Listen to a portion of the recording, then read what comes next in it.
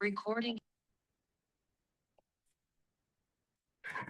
अच्छा बच्चों जी, जैसा कि हम लोगों ने ऑलरेडी पैराथायराइड हार्मोन के बारे में डिस्कस किया था। हमने हाइपर पैराथायराइडिज्म को भी डिस्कस किया कि हाइपर पैराथायराइडिज्म क्या होता है।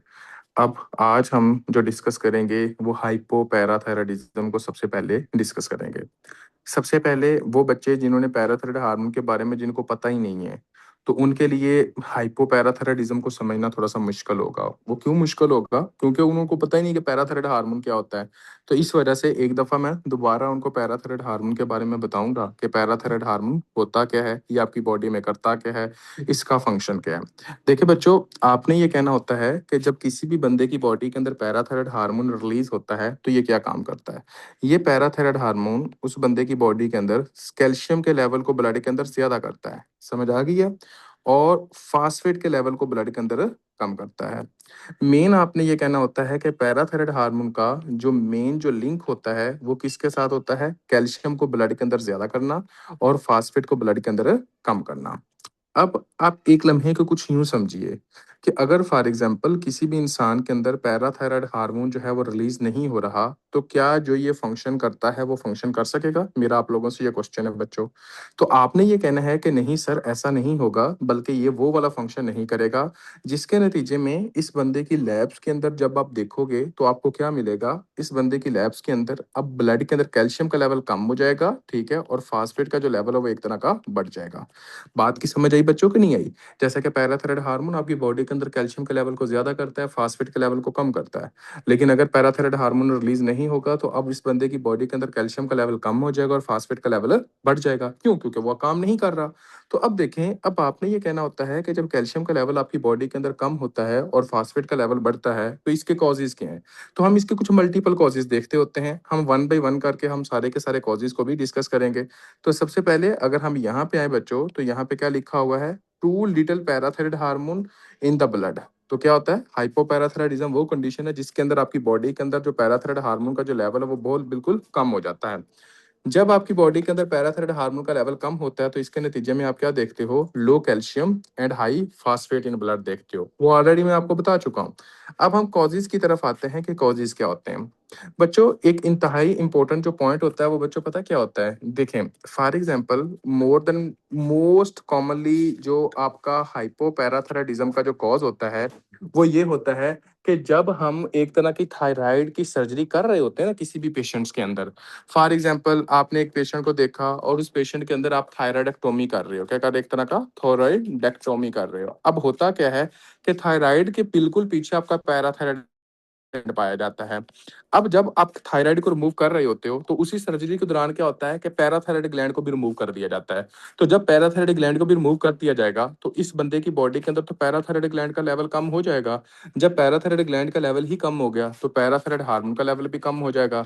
जब पैराथायराइड हार्मोन का लेवल ही कम हो गया तो इसके नतीजे में अब आप क्या कह सकते हो कि कैल्शियम का लेवल आपकी बॉडी के अंदर कम हो जाएगा और फास्फेट का लेवल आपकी बॉडी के अंदर बढ़ जाएगा। तो बात करने का मकसद कुछ यूं है कि अगर कभी भी आप लोगों से पूछा जाए कि मोस्ट कॉमन कॉज क्या है हाइपोपैराथायराइडिज्म का, तो आपका आंसर क्या होना चाहिए?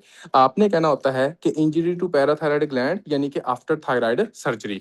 आपका ये आपका मोस्ट कॉमन कॉज है जो कि एग्जाम के अंदर भी पूछा जाता है। तो यहाँ पे आपने ये मोस्ट कॉमन कॉज कहना है, injury to parathyroid gland most common after thyroid surgery, number one. Number two बच्चों पता है क्या होता है?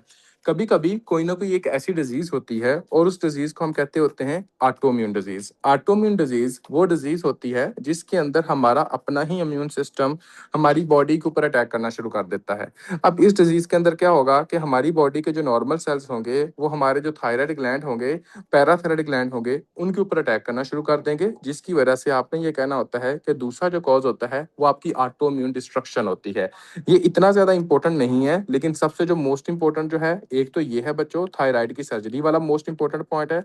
और जो दूसरा मोस्ट इंपॉर्टेंट पॉइंट होता है वो होता है डी जॉर्ज सिंड्रोम। अब हम इस पॉइंट को थोड़ा सा गौर से डिस्कस करते हैं बच्चों, डी जॉर्ज सिंड्रोम क्या होता है।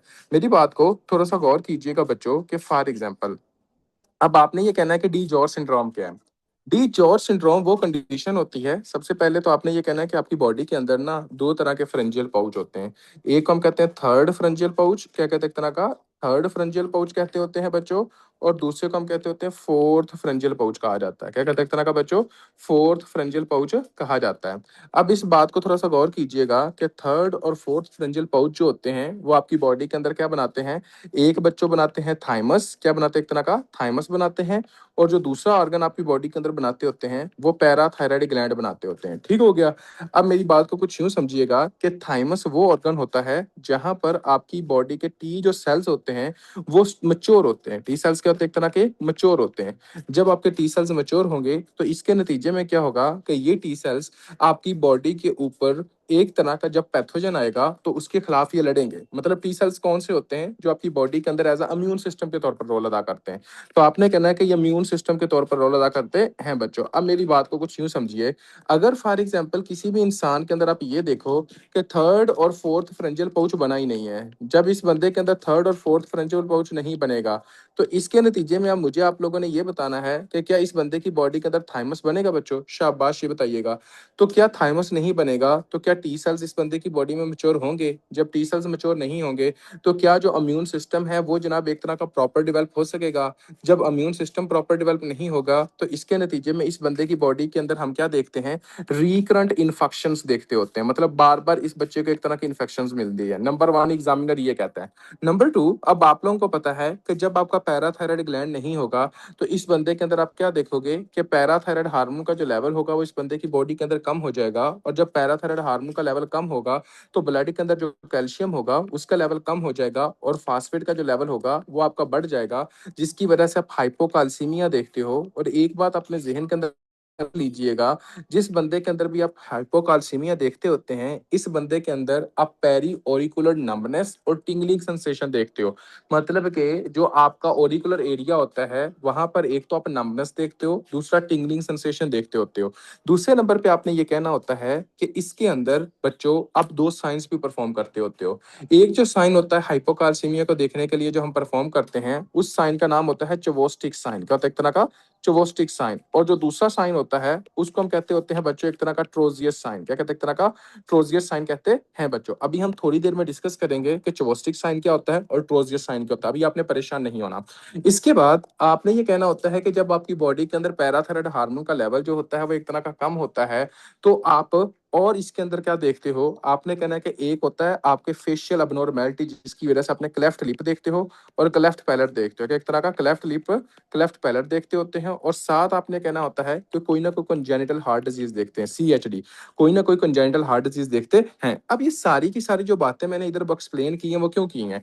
वहां पर तो सिर्फ और सिर्फ एक दो बातें लिखी हुई हैं बच्चों। आपने ये कहना है कि अगर कभी भी आपके पास कोई भी ऐसा बंदा आता है, उस बंदे के अंदर, उस बच्चे के अंदर कोई ना कोई कंजेनिटल हार्ट डिजीज है। कंजेनिटल हार्ट डिजीज का मतलब क्या है? वो कह सकते हैं VST है, ASD है, टेट्रोलॉजी ऑफ फैलोट है, कोई भी कह सकते हैं। ठीक हो गया? उसके बाद वो कह सकते हैं कि फेशियल एबनॉर्मेलिटी के अंदर क्लेफ्ट लिप है, क्लेफ्ट पैलेट है। उसके बाद वो कह सकते हैं कि रिकरेंट इन्फेक्शन है। उसके बाद वो कह सकते हैं कि हाइपोकाल्सीमिया है। तो आपका डायग्नोज क्या है? आपने कहना है कि इस डायग्नोज को हम कहते होते हैं बच्चों डी जॉर्ज सिंड्रोम। क्या कहते हैं? एक तरह का डी जॉर्ज सिंड्रोम कहते होते हैं। तो अब मेरे ख्याल में आप में से कोई सिंगल ऐसा बच्चा नहीं होगा जिसको डी जॉर्ज सिंड्रोम का नहीं पता चला होगा कि हाँ जी जनाब डी जॉर्ज सिंड्रोम होता क्या है। इसके अंदर आप एक माइक्रो डिलीशन देखते होते हो क्रोमोसोम के ऊपर जिसको हम कहते हैं 22q11 जीन की डिलीशन होती है। ठीक हो गया बच्चों? तो बस ये जो यहाँ पे डी जॉर्ज सिंड्रोम लिखा है ना, मैंने इस पूरे के पूरे को एक्सप्लेन कर दिया है। कोई ऐसा बच्चा जिसको नहीं समझ आई वो बंदा पूछ सकता है कि हाँ जी जनाब क्या है। तो सबसे पहले मुझे अब आप लोगों ने बताना है मोस्ट कॉमन कॉज ऑफ हाइपोपैराथायराइडिज्म क्या होता है बच्चों? शाबाश।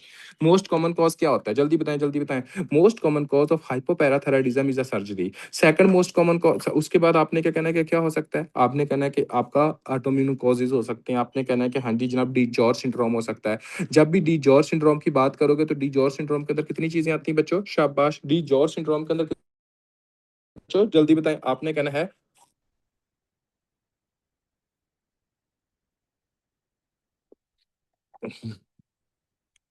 मतलब कि आपने कहना है कि डी जॉर्ज सिंड्रोम के अंदर hypocalcaemia, recurrent infections, congenital heart disease और उसके बाद फेशियल एनोमलीज, ये आती हैं, चार चीजें आती हैं। ठीक हो गया? उसके बाद देखें बच्चों, और क्या हो सकता है?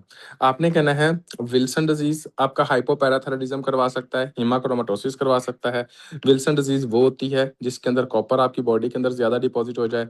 हेमाक्रोमेटोसिस वो डिजीज होती है जिसमें आयरन आपकी बॉडी के अंदर डिपॉजिट हो जाए। मतलब आयरन और ये कॉपर जो होते हैं ये आपके एक तरह के थायराइड के अंदर डिपॉजिट होंगे, पैराथायराइड ग्लैंड के अंदर, और उसकी वजह से हो सकते हैं। दूसरा आपने कहना कॉन्जेनिटल, फॉर एग्जांपल आप ये देखो कि किसी अंधे के अंदर आप रेडिएशन थेरेपी अपने नेक के अंदर इस्तेमाल की, उसकी वजह से हो सकता है। और उसके बाद आपने कहना कॉन्जेनिटल एब्सेंस ऑफ, या आपका बचपन से ही पैदा होते ही एक तरह का थायराइड पैराथायराइड ग्लैंड है ही नहीं, या आपका छोटा बना हुआ है, तो इस वजह से हो सकता है। तो ये कॉजेज में से वैसे क्वेश्चन इतना नहीं आता, मोस्ट कॉमनली आपका सर्जरी वाला एक ये आता है, और दूसरा जो आता है वो डीजॉर्ज सिंड्रोम आता है, जो मैंने आपको ऑलरेडी एक्सप्लेन कर दी है, बाकी आपने एक दफा पढ़ लेने हैं।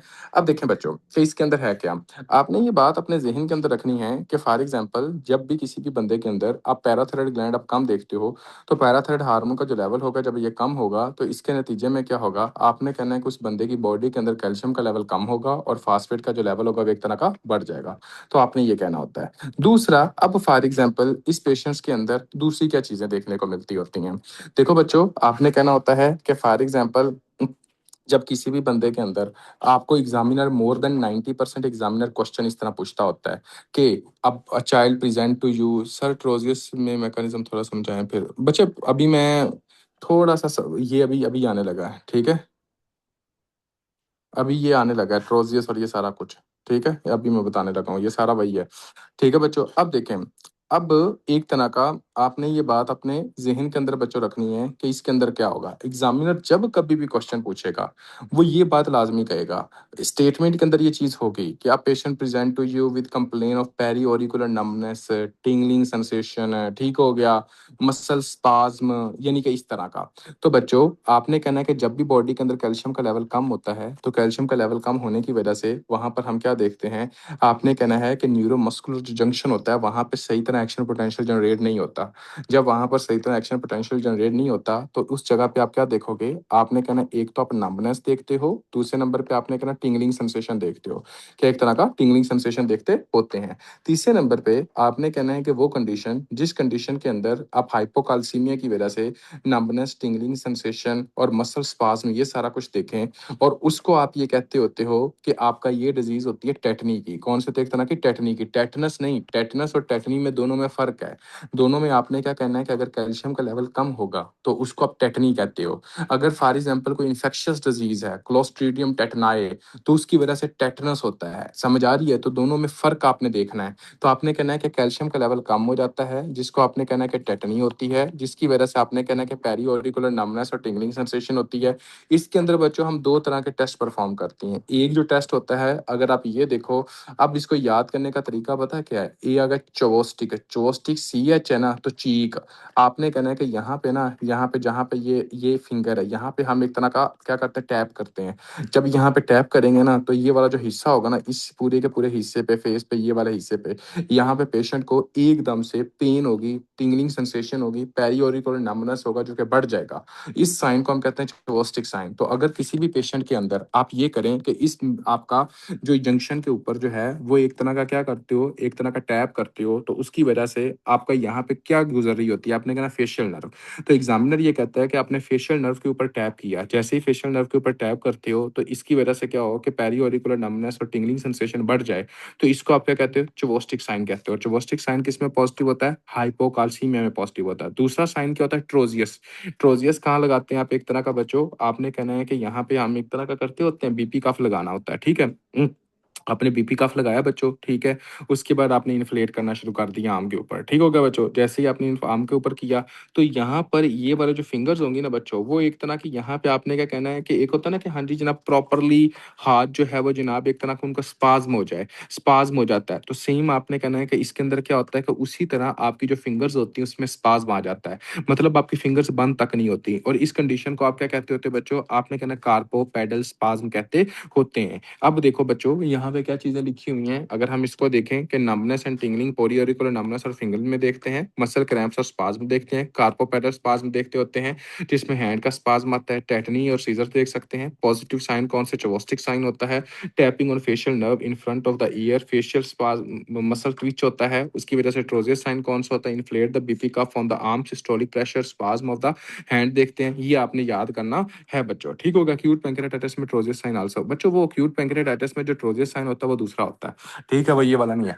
अब देखें, आपका एक तो ये हो सकता है ना, ट्रोज़ियस साइन आप हाइपोकाल्सीमिया की वजह से कह सकते हो, बिल्कुल ये हाइपोकाल्सीमिया वाला भी होता है, लेकिन एक और भी होता है, ठीक है, ये आपने कहना होता है। अब देखो बच्चों, यहाँ तक कोई ऐसा बच्चा जिसको नहीं समझ आई वो बंदा पूछ सकता है। अभी तक जो चीजें हमने डिस्कस की वो क्या है भाईजान? जब हाइपोपैराथायराइडिज्म होगा, आपकी बॉडी के अंदर कैल्शियम का लेवल कम होगा, फास्फेट का लेवल बढ़ेगा। जब कैल्शियम का लेवल कम होगा तो टेटनी होगा, जिसकी वजह से ट्रोज़ियस और चोवोस्टिक साइन जो होंगे वो पॉजिटिव होंगे। वो आपने कहना है चोवोस्टिक साइन वो होता है जब आप फेशियल नर्व के ऊपर टैप करते हो, जो ट्रोज़ियस साइन वो होता है जब आप बीपी कफ लगाते हो। उसके बाद आपने कहना है कि फिंगर्स के अंदर जनाब एक तरह का हैंड के अंदर स्पाज्म आ जाए।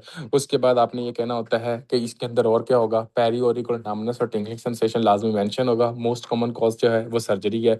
उसके बाद आपने कहना है कि डी जॉर्ज सिंड्रोम को याद करना है क्योंकि इसके साथ एसोसिएट करता है। ये चीज़ें आपने लाजमी अपने ज़हन के अंदर रखनी है बच्चों। आ जाओ जी आगे, और आगे देखते हैं कि आगे क्या है। अगर किसी भी बंदे की बॉडी के अंदर हाइपोपैराथायराइडिज्म देखें तो इस बंदे की बॉडी के अंदर हम लैब्स के अंदर क्या देखेंगे? शाबाश, आप सबको पता है कि लैब्स के अंदर आप क्या देखते हो। अब आप थोड़ा सा गौर कीजिएगा बच्चों, अगर फॉर एग्जांपल किसी भी बंदे के अंदर पैराथायराइड हार्मोन का लेवल कम होता है, तो आपको पता है कि पैराथायराइड हार्मोन क्या काम करता था? ब्लड के अंदर कैल्शियम के लेवल को ज़्यादा करता था। लेकिन अब क्या होगा? कैल्शियम का लेवल आपका कम हो जाएगा और फास्फेट का लेवल क्या होगा? एक तरह का बच्चों ज़्यादा हो जाएगा, ठीक है।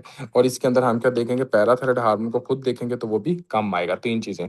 चौथे नंबर पे एक अगर बात आपको याद हो, कल के लेक्चर के अंदर मैंने बताई थी कि पैराथायराइड हार्मोन आपकी बॉडी के अंदर एक विटामिन को एक्टिव करता है, और उस विटामिन का नाम क्या होता है बच्चों? शाबाश, वो विटामिन का नाम क्या होता है जिस विटामिन को एक्टिव करता होता है? तो आपने कहना होता है कि पैराथायराइड हार्मोन विटामिन डी को एक्टिव करता है। तो अगर फॉर एग्जांपल किसी बंदे के अंदर हाइपोपैराथायराइडिज्म होगा तो क्या उस बंदे की बॉडी के अंदर विटामिन डी एक्सेस हो में पाया जाएगा या विटामिन डी की नॉर्मल मिकदार पाई जाएगी?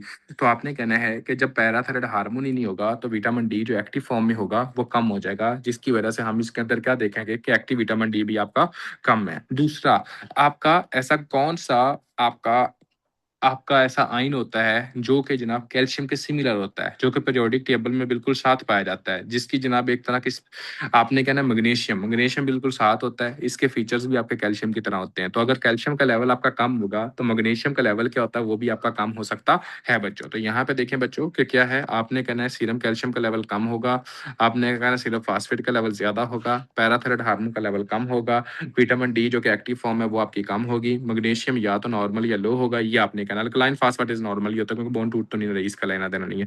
कोई ऐसा बच्चा जिसको नहीं समझ आई वो बंदा पूछ सकता है, वरना हम आगे आते हैं और आगे देखते हैं कि हाँ जी जनाब आपका स्यूडो हाइपोपैराथायराइडिज्म टाइप 1A क्या होता है, स्यूडो हाइपोपैराथायराइडिज्म टाइप 2A क्या होता है, समझ आ रही है? इसको टाइप 1B क्या होता है, मतलब इसको भी हम देखते हैं कि ये क्या है। सबसे पहले बच्चों आपने ये बात अपने ज़हन के अंदर रखनी है, स्यूडो हाइपोपैराथायराइडिज्म टाइप 1A है क्या? आपने ये कहना होता है कि हाँ जी जनाब, अब खुद सोचें लफ्ज़ क्या है, अपने लफ्ज़ को देखना है। वर्ड है स्यूडो, स्यूडो, दूसरा क्या आ रहा है? एक तरह का हाइपोपैराथायराइडिज्म। मतलब क्या होता है? सूडो का मतलब क्या है? झूठा। सूडो का मतलब एक तरह का झूठा। आपने कहना है कि ये फॉल्स है। हाइपोपैराथायराइडिज्म का मतलब क्या है? कि पैराथायराइड हार्मोन का लेवल कम। पैराथायराइड हार्मोन का लेवल कम मतलब क्या है? कि आपने ये देखना है कि फॉर एग्जांपल इसके अंदर आप क्या देखते हो कि हमें ये लगता है कि पैराथायराइड हार्मोन का लेवल कम है, ठीक है, लेकिन हकीकत में कम नहीं है। तो वो क्या हुआ? झूठा हुआ। जैसा कि फॉर एग्जांपल इसकी मैं आपको छोटी एक बात बताता हूँ। जैसे कि हम किसी इंसान को कहें कि यार ये बंदा बहुत अच्छा है, ठीक है, ये बंदा बहुत अच्छा है, लेकिन एंड पे वो जनाब आपको डिच कर आ जाए और आप कहो कि नहीं यार वो तो कमीना है, तो उसका मतलब क्या हुआ कि वो जो बंदे का जो चेहरा था आपको जो नजर आ रहा था वो असली नहीं था, वो उसका क्या एक तरह का वो असली नहीं था, और जो आप उसको कह रहे थे कि ये अच्छा है वो सूडो अच्छा था, वो हकीकत में बुरा था। समझ आ रही है? वो क्या एक तरह का सूडो अच्छा था।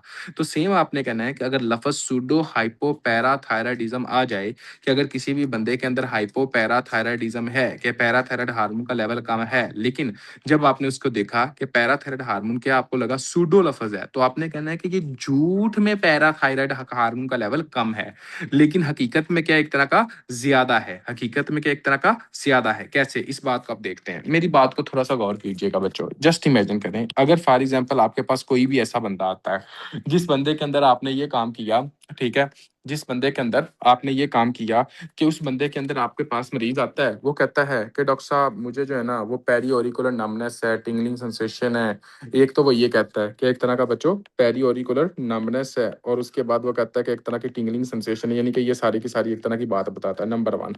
नंबर टू वो पता क्या कहता है? नंबर टू वो कहता है कि उसके अंदर जब आप चोस्टिक साइन और ट्रोजियस साइन करते हो ना बच्चों, कौन से एक तरह का चोस्टिक और ट्रोजियस साइन करते हो, वो क्या होता है एक तरह के पॉजिटिव होते हैं, ठीक है। उसके बाद आप जब ये साइन देखते हो तो आपका पहला जो डायग्नोज बनता है वो क्या बनता है? शाबाश, मुझे ये बताइएगा बच्चों, आपको जो पहला जो डायग्नोज बनता है वो क्या बनता है? आप क्या सोचते हो कि इसके अंदर क्या हो सकता है? फॉर एग्जाम्पल अगर किसी बंदे के अंदर पेरियोडिकुलर नंबरनेस और टिंगलिंग सेंसेशन और चोस्टिक और ट्रोजियस साइन पॉजिटिव हो, तो आप क्या सोचोगे कि इसको क्या है? शाबाश, आपने यार आपने यही कहना है कि हाइपोकाल्सीमी है, आपने यही कहना है ना कि हाइपोकाल्सीमी है, आपने कहना है कि हाइपोकाल्सीमी है, आपने ये कह दिया कि कैल्शियम का लेवल आपका एक तरह का कम है, ठीक हो गया। अब आपने कहा कि कैल्शियम का लेवल के कम होने की वजह से ये सारा कुछ हो रहा है। फिर आपने पता क्या काम किया? आपने सीरम कैल्शियम का लेवल चेक करवाया आपने लैब के अंदर। जब आपने सीरम कैल्शियम का लेवल लैब के अंदर चेक करवाया तो सीरम कैल्शियम का लेवल आपका एक तरह का कम निकला। जब आपका सीरम कैल्शियम का लेवल आपका कम निकला, तो अब तो आप 100% श्योर नहीं हो जाओगे यार ये सीरम कैल्शियम का लेवल अगर कम है ना, तो इसका मतलब है कि पेशेंट के अंदर पैराथायराइड हार्मोन का लेवल कम है। इसका मतलब यही ना, क्योंकि आपको पता है कि आपका हाइपोकाल्सीमिया किसको शो करवाता है? आपने कहना है कि हाइपोपैराथायराइडिज्म को शो करवाता है। अब हुआ क्या, आपने क्या किया, आपने इस पेशेंट के अंदर पैराथायराइड हार्मोन का लेवल चेक किया और इस पैरा पेशेंट के अंदर पैराथायराइड हार्मोन का लेवल बढ़ा हुआ है। तो आप सोचोगे नहीं यार हमें तो ये लगता था कि इस पेशेंट के अंदर जो सारे फीचर्स हैं वो हाइपोकाल्सीमिया के हैं, तो इसके अंदर जो पैराथायराइड हार्मोन जो होगा वो कम होगा। हमें वो क्या लगा, वो एक तरह का ऐसा नहीं हुआ। हकीकत में क्या, वो उसकी ऑपोजिट हुआ। तो इस वजह से इसका नाम क्या हुआ? सूडो हाइपोपैराथायराइडिज्म। बात को समझना अब कुछ यूं है कि इस बंदे की बॉडी के अंदर पैराथायराइड हार्मोन का लेवल ज्यादा होता क्यों है। बच्चों आपने ये कहना है कि बेसिकली अगर फॉर एग्जांपल, एक मेरी बात को थोड़ा सा गौर कीजिएगा जी, अगर हम कभी भी कोई पेन किलर इस्तेमाल करते हैं, ठीक हो गया, आपने कोई मेडिसिन इस्तेमाल की, अगर आपने कोई मेडिसिन इस्तेमाल की, जस्ट इमेजिन करें कि आपने एक तरह की कोई ना कोई मेडिसिन ली, खाई, और वो मेडिसिन कहाँ पे जाकर लगती है? वो रिसेप्टर पे लगती है। क्या लगती है? एक तरह के रिसेप्टर पे लगती है, और उस रिसेप्टर के बाद उसका इफेक्ट आता है, ठीक हो गया बच्चों। अब मेरी बात को थोड़ा सा गौर कीजिएगा बच्चों, अगर एक तरह का ये रिसेप्टर ही ब्लॉक हो जाए, रिसेप्टर ही ब्लॉक हो जाए, तो क्या ये मेडिसिन का इफेक्ट होगा? मुझे ये बता दीजिएगा जी, क्या इस मेडिसिन का इफेक्ट होगा? क्या आप वो बंदा ठीक हो सकेगा? नहीं हो सकेगा। सेम टू सेम आपने ये कहना होता है कि जब आपके पैराथायराइड हार्मोन के जो रिसेप्टर हैं, अगर उसके अंदर प्रॉब्लम हो जाए, अगर रिसेप्टर प्रॉपरली वर्क ना कर सके, अगर रिसेप्टर के अंदर रेजिस्टेंस आ जाए, तो क्या पैराथायराइड हार्मोन जो होगा वो एक्ट कर सकेगा? शाबाशी बताइएगा बच्चों, क्या पैराथायराइड हार्मोन जो होगा वो एक्ट कर सकेगा? नहीं कर सकेगा। अब पैराथायराइड हार्मोन के रिसेप्टर का यहाँ पे प्रॉब्लम होता है, पैराथायराइड हार्मोन के रिसेप्टर का। तो आपने कहना है कि जब रिसेप्टर का प्रॉब्लम होता है तो इस बंदे की बॉडी के अंदर आपका कैल्शियम का लेवल कम देखा जाता है। पैराथायराइड हार्मोन बार बार जाके ये कहता है कि यार तुम्हारी मेहरबानी, कैल्शियम का लेवल कम है, मुझे तो, मैं तो आ रहा हूँ ना, मेरा लेवल ज्यादा हुआ पड़ा है। तो अब इस वजह से आप क्या देखते हो कि पैराथायराइड हार्मोन का जो लेवल होगा वो एक तरह का ज्यादा देखने को मिलता होता है। कोई ऐसा बच्चा जिसको इस कंसेप्ट की नहीं ना समझ आई, वो बंदा दोबारा पूछ सकता है। और मोस्टली आपने ये कहना होता है कि फॉर एग्जाम्पल कि इसके अंदर जो म्यूटेशन हम देखते हैं, वो आपने कहना है कि एक एक तरह का फॉर एग्जांपल बच्चों एक जीन होता है जिसके अंदर म्यूटेशन देखने को मिलती होती है, एक प्रोटीन होती है जिसको हम कहते हैं जीनास प्रोटीन, ठीक हो गया बच्चों, जिसकी वजह से आपने कहना है कि पैराथायराइड हार्मोन के ऊपर रेजिस्ट।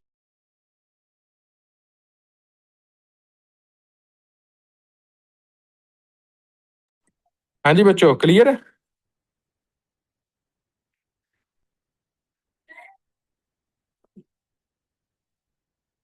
और ये मैटरनल होता है पैटर्नल होता है?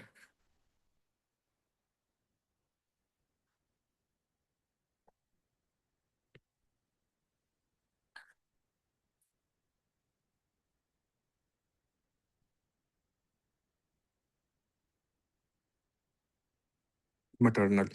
अच्छा जी बच्चों, अभी हम आते हैं।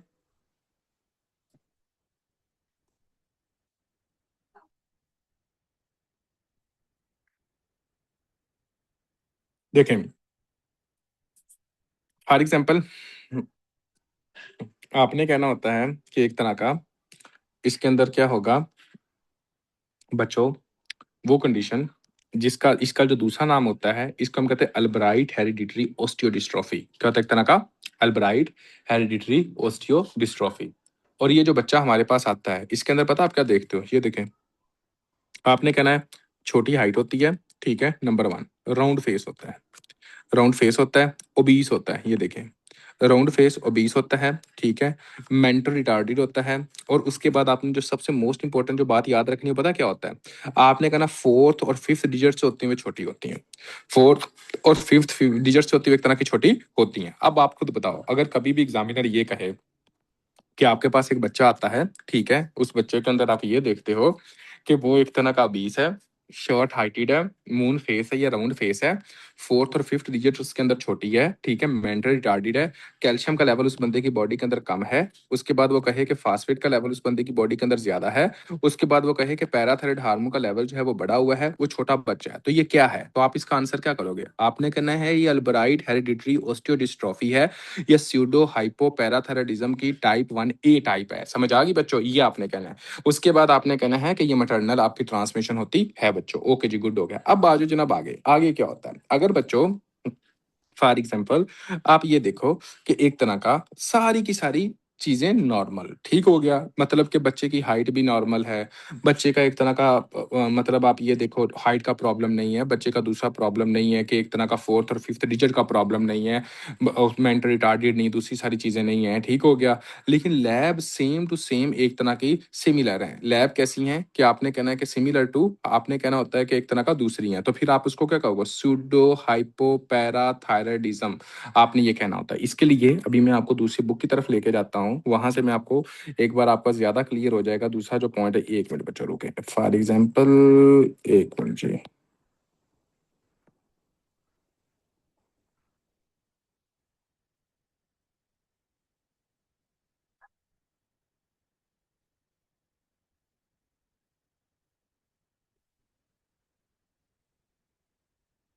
चलो भाई,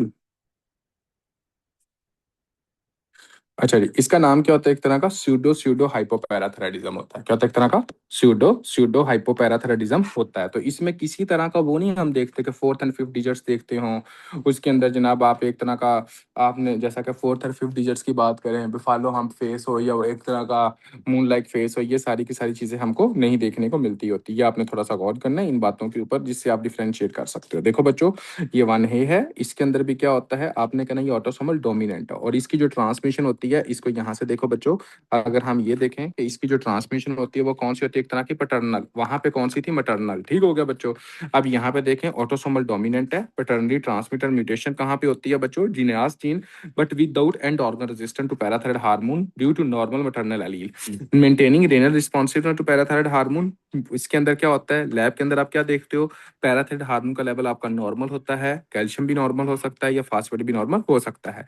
वरना आप ये कह सकते हो कि फॉर एग्जांपल इसके अंदर क्या देखते हो कि कैल्शियम का लेवल कम, फास्फेट का लेवल ज्यादा, और पैराथायराइड हार्मोन का लेवल भी कम।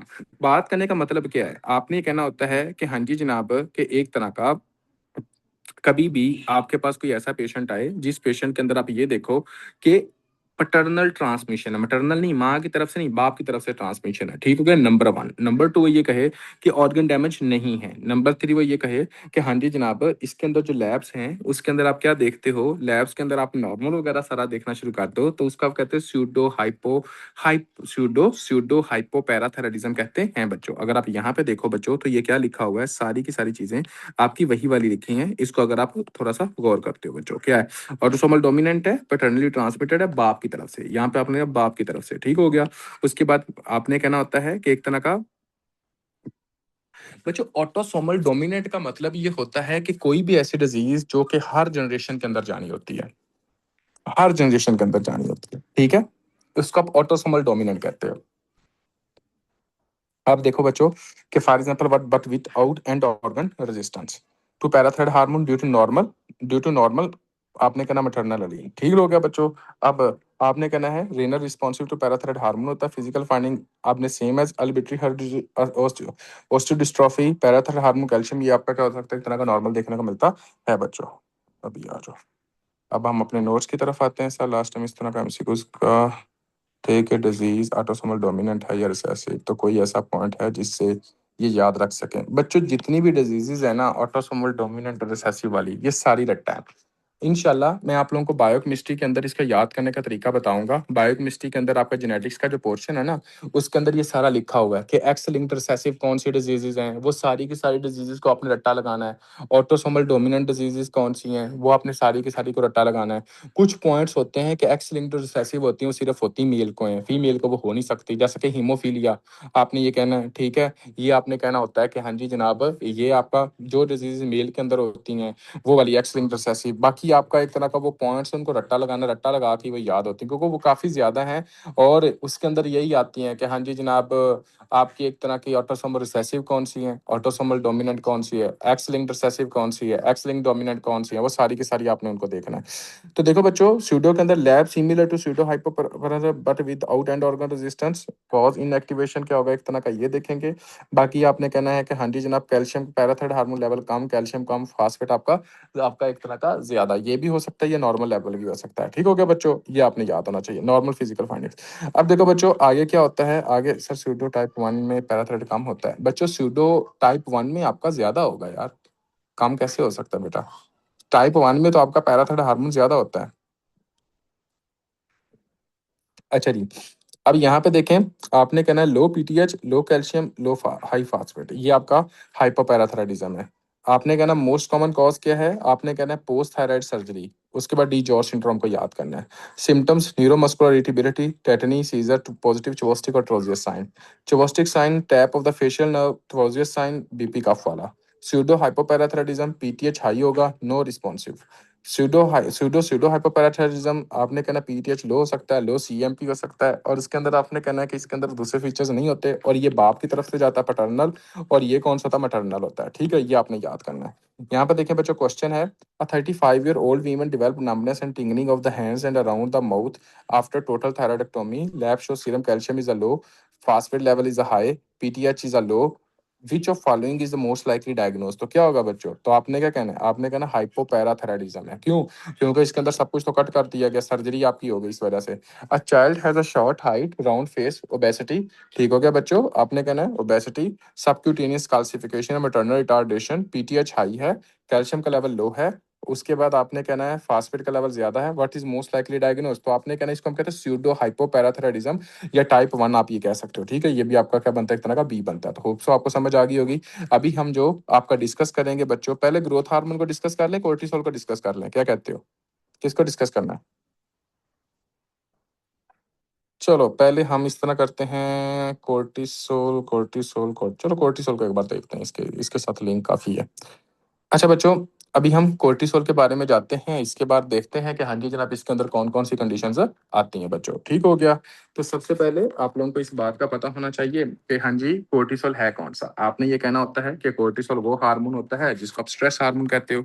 पहला लेक्चर आप लोगों ने लिया था, पहले लेक्चर के अंदर मैंने बताया था कि कोर्टिसोल कहाँ से पैदा होता है, इतना तो पता है ना, एड्रिनल ग्लैंड का, जो मैंने बताया हुआ है। अब आप में से कईयों को नहीं पता होगा, तो इस वजह से मैं दोबारा बता रहा हूँ बच्चों। आपने कहना होता है, सर डी जॉर्ज बता दे एक बार फिर बेटा, डी जॉर्ज सिंड्रोम वो होता है जिसके अंदर थर्ड और फोर्थ फ्रिंजियल पाउच आपका नहीं बनता। जब थर्ड और फोर्थ फ्रिंजियल पाउच नहीं बनेगा तो थाइमस नहीं होगा और पैराथायराइड ग्लैंड नहीं बनेगा। जब थाइमस नहीं होगा तो आपके टी सेल्स मैच्योर नहीं होंगे। जब टी सेल्स मैच्योर नहीं होंगे तो बंदे को बार बार इन्फेक्शन होगी। और जब आपके एक तरह का पैराथायराइड ग्लैंड नहीं होगा तो पैराथायराइड हार्मोन का लेवल कम हो जाएगा। जब पैराथायराइड हार्मोन का लेवल कम हो जाएगा तो हाइपोकाल्सीमिया होगा। हाइपोकाल्सीमिया होगा तो ट्रोजियस और चोवस्टिक साइन पॉजिटिव होगा, और उसके बाद क्लेफ्ट लिप, क्लेफ्ट पैलेट और कार्डियक अनोमलीज उसके अंदर देखने को मिलेंगी। यानी कि चार चीजें देखने को मिलती हैं, एक कार्डियक अनोमलीज, दूसरा क्लेफ्ट लिप, क्लेफ्ट पैलेट, तीसरा हाइपोकाल्सीमिया, चौथा आपकी रिकरेंट इन्फेक्शन। और ये चारों चीजों को आप क्या कहते हो, डिजॉर्ज सिंड्रोम कहते होते हो। क्रोमोसोम नंबर 22q11 के होता है, उसके अंदर आपकी माइक्रो डिलीशन होती है, ये आपने याद करना है। अच्छा बच्चों, अभी हम जो डिस्कस करने लगे हैं वो है आपके कोर्टिसोल के बारे में। कि कोर्टिसोल क्या, आपने कहना कोर्टिसोल आपका वो हार्मोन होता है जो स्ट्रेस के अंदर हो। ठीक है, स्ट्रेस का मेन हार्मोन होता है, स्ट्रेस हार्मोन आप इसको कहते होते हो। Glucocorticoid made by adrenal cortex zona fasciculata. अब मैं इसको दोबारा बता देता हूँ बच्चों। बच्चों ये किडनी है, ठीक है, ये किडनी के ऊपर आपके ग्लैंड पाया गया है जो कि पैरामिडल शेप है, इसको आप कहते हैं एक तरह का, ये आपका क्या होता है, एक तरह का आपने कहना है एड्रीनल ग्लैंड है। अब आपको इस बात का पता होना चाहिए कि एड्रीनल ग्लैंड जो होता है इसके अंदर दो तरह की लेयर्स होती हैं। एक को बच्चों आपने कहना है कि एड्रीनल कॉर्टेक्स होता है और दूसरे को हम कहते होते हैं एड्रीनल मेडुला होता है। क्या होता है? एक तरह का बच्चों मेडुला होता है। आपने ये बात अपने जहन के अंदर रखनी है कि जो एड्रीनल कॉर्टेक्स होता है इसको याद करने का तरीका आपका GFR है। GFR, GFR मतलब क्या? जी से क्या बनता है? Zona glomerulosa. क्या बनता है? एक तरह का जोना ग्लोमेरुलोसा। एफ से क्या बनता है? एक तरह का जोना फेसिकुलेटा। ठीक हो गया। आर से क्या बनता है? जोना रेटिकुलारिस। आपने ये कहना है। उसके बाद आपने कहना है कि इसको आगे याद करने का तरीका क्या होता है। इसके जो निमोनिक्स होते हैं वो होता है AGM। एम से क्या बनते हैं? एक तरह के बच्चों आपने कहना मिनरेलो कोर्टिकोइड। क्या बनता है? एक तरह का मिनरेलो कोर्टिकोइड। जी से क्या बनता है? एक तरह का ग्लूकोकोर्टिकोइड। ठीक हो गया। ए से क्या बनता है? एक तरह का एंड्रोजन। एंड्रोजन जो होते हैं वो क्या होते हैं? आपने क्या कहना है? एक तरह का सेक्स हार्मोन्स होते हैं बच्चों। आपने ये याद करना है। ग्लूकोकोर्टिकोइड्स क्या होते हैं? आपने कहना ग्लूकोकोर्टिकोइड्स वो होते हैं जो कोर्टिसोल पैदा करते होते हैं बच्चों। और उसके बाद जो मिनरेलोकोर्टिकोइड होते हैं वो क्या होते हैं? आपने कहना वो एल्डोस्टेरोन पैदा करते हैं। का एक तरह का एल्डोस्टेरोन पैदा करते हैं। बात को मैं दोबारा एक्सप्लेन करने लगा हूं, थोड़े से एक्टिव रहिएगा। सबसे पहले कहना है आपका एड्रीनल ग्लैंड जो होता है वो कहां पर पाया जाता है? किडनी के ऊपर पाया जाता है। क्या कितनी लेयर्स होती हैं? दो लेयर्स होती है। कोर्टेक्स होता है, दूसरा कहता है एक तरह का मेडुला होता है। जो आपका एड्रीनल कोर्टेक्स होता है उसके अंदर फर्दर तीन लेयर्स होती हैं। जोना ग्लोमेरुलोसा, जोना फेसिकुलेटर, जोना रेटिकुलारिस। उसके बाद आपने कहना इसको याद करने का तरीका क्या है? AGM। AGM का मतलब क्या? ए से एंड्रोजन बनता है, जी से ग्लूकोकोर्टिकोइड बनता है, एम से मिनरेलोकोर्टिकोइड बनता है। मिनरेलोकोर्टिकोइड जो होता है वो क्या बनाता है? एल्डोस्टेरोन। ग्लूकोकोर्टिकोइड जो होता है वो क्या बनाता है? आपका कोर्टिसोल। एल्डोस्ट एंड्रोजन जो बनाता है वो क्या बनता है? सेक्स हार्मोन या डिहाइड्रो एंड्रोस्टेरोन, DHEA भी बनाता होता है। ठीक है, ये आपने याद करना है। अभी हमारा जो टॉपिक है वो क्या? कोर्टिसोल है। तो अगर आपसे कोई बंदा पूछे कि कोर्टिसोल कहाँ से बनता है तो बच्चों आपने क्या कहना है कि कोर्टिसोल हार्मोन आपका ग्लूकोकोर्टिकोइड की ब्रांच होती है। उसके बाद जोना फेसिकुलेटा से बनता है और एड्रीनल कोर्टेक्स से बनता है। एड्रीनल ग्लैंड जो कि किडनी के ऊपर पाया जाता है। बस सिंपल सी बात है। आई समझ की नहीं आई? तो कोर्टिसोल हार्मोन कहाँ से बना बच्चों? आपने क्या कहना है? कोर्टिसोल हार्मोन आपके किडनी के ऊपर आपका एक एड्रीनल ग्लैंड पाया जाता है। उसका एड्रीनल कोर्टेक्स होता है। उस एड्रीनल कोर्टेक्स के आपका जोना फेसिकुलेटा के जो लेयर होती है उधर से बनता होता है। आपने इस तरह याद करना है बच्चों। तो यहाँ पे जब हम आते हैं तो आपने ये कहना होता है कि 90% जो कोर्टिसोल होता है वो आपकी एक बाइंडिंग ग्लोबुलिन के साथ बना जाता है जिसको हम कहते हैं कोर्टिकोस्टेरॉइड बाइंडिंग ग्लोबुलिन उसके साथ। और सिर्फ 10% होता है जो कि जनाब आपका फ्री घूमता है और जो फ्री कोर्टिसोल घूम रहा होता है वही एक्टिव होता है। ठीक है बच्चों, अब देखें। For example, adrenal cortex 90% bound to the corticosteroid binding globulin, only free cortisol is active। अब देखें यहाँ पर इसका कोई फंक्शन है वो क्या है। देखो बच्चों आपने एक बात सुनी होगी या देखी होगी, हमने ड्रामे वगैरह तो देखे होते हैं, वहां पे हम क्या देखते हैं वो कहते हैं ना, हाँ जी जनाब इनका ब्लड प्रेशर जो था वो जनाब शूट कर गया और उसके बाद जो है ना आपने इसकी जो मेन वजह है आपने इसको किसी तरह की टेंशन नहीं देनी। तो बात करने का मतलब ये है कि टेंशन की वजह से आपका ब्लड प्रेशर जो होता है वो ज्यादा हो सकता है। अब हमको ये समझना है। तो आपको ये बात का पता होना चाहिए कि जब भी कोई ना कोई इंसान टेंशन लेता है तो टेंशन लेने की वजह से उस बंदे की बॉडी के अंदर जो कोर्टिसोल हार्मोन होता है वो ज्यादा होता है। जब उस बंदे की बॉडी के अंदर कोर्टिसोल हार्मोन बढ़ता है तो कोर्टिसोल हार्मोन बच्चों पता क्या काम क्या करता होता है? आपने कहना है कि यही जो कोर्टिसोल हार्मोन होता है वो आपकी ब्लड वेसल्स के ऊपर, ये आपकी खून की नाली है ना, यहाँ पर आपके अल्फा वन रिसेप्टर को मैसेज देता है। जब आपके अल्फा वन रिसेप्टर को मैसेज मिलता है ना, अल्फा वन रिसेप्टर बच्चों पता क्या काम करते हैं? वो ब्लड वेसल को नैरो कर देते हैं, यानी कि ब्लड वेसल प्रस हो जाती है। जब ये आपकी ब्लड वेसल नैरो होती है, अब यहाँ से फ्लो जो निकल रहा था, ब्लड गुजर रहा था वो तो नॉर्मली गुजर रहा है, लेकिन जब ये ब्लड नैरो हो जाएगी तो यहाँ से जब गुजरेगा तो रुकावट ज्यादा नहीं होगी? बिल्कुल ज्यादा होगी। अब एक बात अपने जहन के अंदर रख लें through out the medical journey कि जब तक आपके ब्लड वेसल्स के ऊपर ब्लड को फ्लो करने में जितनी ज्यादा रेजिस्टेंस महसूस होगी आपका टोटल पेरिफेरल रेजिस्टेंस उतनी ज्यादा बढ़ेगी।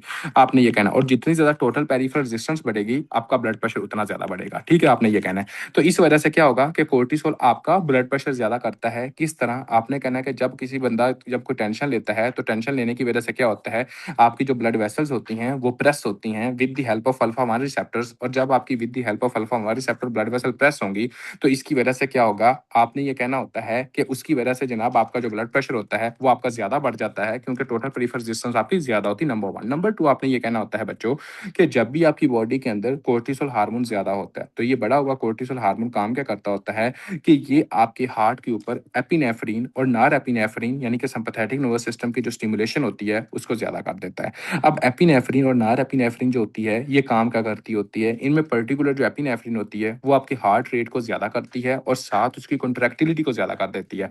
अब देखें एक बंदा उसकी हार्ट रेट ज्यादा हो रही है, दूसरा उसकी कॉन्ट्रैक्टिलिटी ज्यादा हो रही है। जितनी ज्यादा उसकी कॉन्ट्रैक्टिलिटी होगी बच्चों, अगर ये आपका हार्ट है तो अगर ये जोर से कॉन्ट्रैक्ट करेगा मतलब कि इधर पुश करेगा अंदर की, जितना फोर्स से पुश करेगा उतना ज्यादा ब्लड का वॉल्यूम बाहर निकलेगा। जितना ज़्यादा ब्लड का वॉल्यूम बाहर निकलेगा, उतना ज़्यादा स्ट्रोक वॉल्यूम आपका ज़्यादा होगा। जितना ज़्यादा स्ट्रोक वॉल्यूम आपका ज़्यादा होगा, उतना ज़्यादा आपका कार्डिक आउटपुट होगी और जितनी ज़्यादा कार्डिक आउटपुट होगी, उतना ज़्यादा आपका ब्लड प्रेशर होगा बच्चों। तो बात करने का मतलब ये होता है कि जब भी कोई बंदा टेंशन लेता है, तो टेंशन की वजह से क्या होता है, आपने कहना है कि जब भी इंसान को टेंशन लेता है, तो टेंशन लेने की वजह से कोर्टिसोल हार्मोन का जो लेवल होगा, वो ज़्यादा होगा। ये कोर्टिसोल हार्मोन आपकी ब्लड वेसल के ऊपर जो अल्फा हमारी रिसेप्टर्स होते हैं, उनको मैसेज देगा और जब आपकी अल्फा हमारी रिसेप्टर को मैसेज मिलेगा, तो इसकी वजह से क्या होगा, आपकी वैसोकंस्ट्रिक्शन होगी और जब आपकी वैसोकंस्ट्रिक्शन होगी तो ब्लड वेसल्स जो होंगी वो प्रेस होंगी और टोटल पेरिफेरल रेजिस्टेंस जो होगी वो आपकी ज्यादा हो जाएगी, जिसकी वजह से आपका जो ब्लड प्रेशर होगा वो ज्यादा होगा। Number one. नंबर टू, आपने कहना है कि आपका जो हार्ट है, हार्ट के ऊपर जनाब आपने कहना है कि सिंपैथेटिक और पैरा सिंपैथेटिक नर्वस सिस्टम की जो स्टिमुलेशन होती है वो ज्यादा होती है टेंशन की वजह से।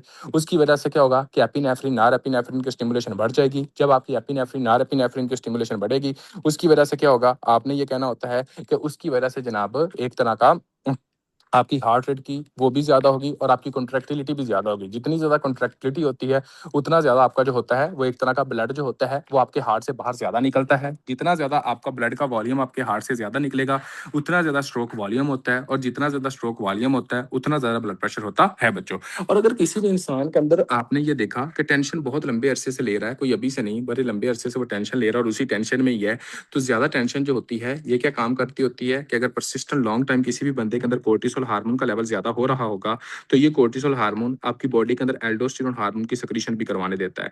अब एल्डोस्टेरोन हार्मोन क्या काम करता होता है बच्चों, आपने कहना होता है कि एल्डोस्टेरोन हार्मोन वो हार्मोन होता है जो कि आपकी बॉडी के अंदर एक तरह का, आपने कहना होता है कि सोडियम को ब्लड के अंदर लेके जाता है, ठीक हो गया, और उसके नतीजे में ब्लड के अंदर से पोटाशियम और H प्लस को बाहर निकालता है। अब जितना ज्यादा सोडियम आपके ब्लड के अंदर जाएगा, वाटर ऑलवेज फॉलो सोडियम, तो जिसके नतीजे में आपने ये देखा कि ब्लड के अंदर पानी ज्यादा चला जाएगा। जब ब्लड के अंदर पानी ज्यादा चला जाएगा, तो इस कंडीशन की वजह से आप हाइपर वोल्यूमिया देखोगे और जब आप हाइपर वोल्यूमिया देखते हो, तो उतना ज्यादा आपका ब्लड प्रेशर क्या होता है, एक तरह का ज्यादा होता है। तो अगर कभी भी कोई भी बंदा ये कहे कि टेंशन की वजह से क्या ब्लड प्रेशर बढ़ सकता है, आपने कहना बिल्कुल बढ़ सकता है। पहले नंबर पे आपने कहना कि जब बंदा टेंशन लेता है, तो ब्लड टेंशन की वजह से कोर्टिसोल हार्मोन का लेवल ज्यादा होता है।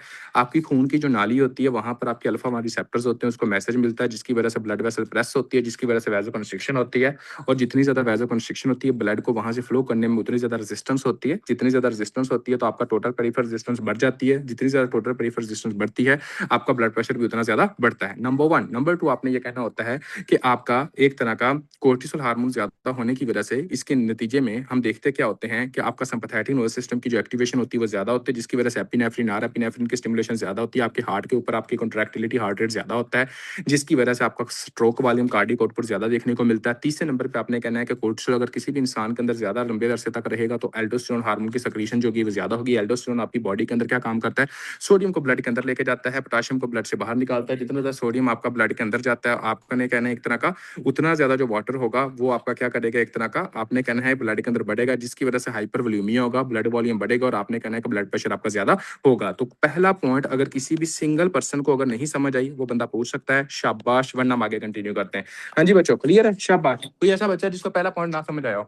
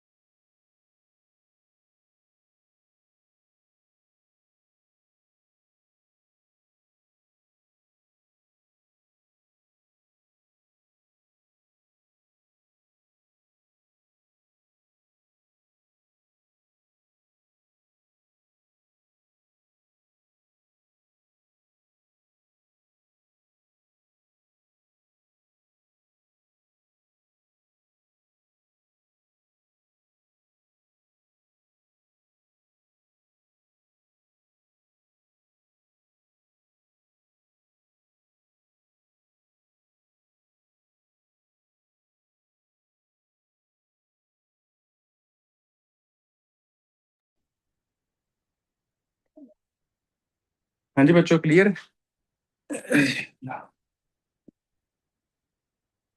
ठीक है, 5 मिनट ले लें। मैं इधर ही ये कर रहा हूँ स्टॉप, ठीक है। और तो हम जो डिस्कस कर रहे थे वो कोर्टिसोल का दूसरा भी हम पॉइंट डिस्कस करेंगे कि बाज़ बात हम ये भी सुनते हैं कि हाँ जी, जो शुगर जो है ना, इसकी जो बड़ी हुई है ना, इसको टेंशन नहीं देनी। तो क्या शुगर जो है वो टेंशन की वजह से ज्यादा हो सकती है? अभी हम इसको देखते हैं बच्चों। तो देखें, सबसे पहले आपको इस पॉइंट की समझ आनी चाहिए कि जो बंदा टेंशन लेता है तो टेंशन लेने की वजह से क्या होगा, अगर ये ब्लड है, ब्लड के अंदर यहाँ पे ये ग्लूकोज है, ठीक है, ये ग्लूकोज है और ये सेल है। सेल के अंदर ग्लूकोज तभी जाती है जब, फॉर एग्जांपल यहाँ पे तभी आती है ग्लूकोज जब एक तरह का आपका इंसुलिन इस रिसेप्टर के साथ लगे। समझ आ गई है? मतलब आप ये समझें कि एक दरवाजा है, एक कमरा है, और कमरा के अंदर आप तभी इंटर होते हो ना जब आपकी की लगे, ठीक है। अब आप सोचो कि अगर की आपके पास है और वो लग नहीं रही तो क्या आप कमरे के अंदर इंटर हो सकते हो? नहीं हो सकते। तो बात करने का मतलब ये है कि जिन लोगों के अंदर कोर्टिसोल का लेवल ज्यादा होता है ना, उनके अंदर जो इंसुलिन का जो रिसेप्टर होता है ना, उनकी रेजिस्टेंस बढ़ जाती है। जब इंसुलिन के रिसेप्टर की रेजिस्टेंस बढ़ जाती है तो क्या ये जो ग्लूकोज होगी वो सेल के अंदर जा सकेगी? बच्चों मुझे ये बता दीजिएगा जी। आपने कहना है कि ग्लूकोज जो होगी वो सेल के अंदर नहीं जाएगी, बल्कि यही जो ग्लूकोज होगी वो ब्लड के अंदर बढ़ जाएगी।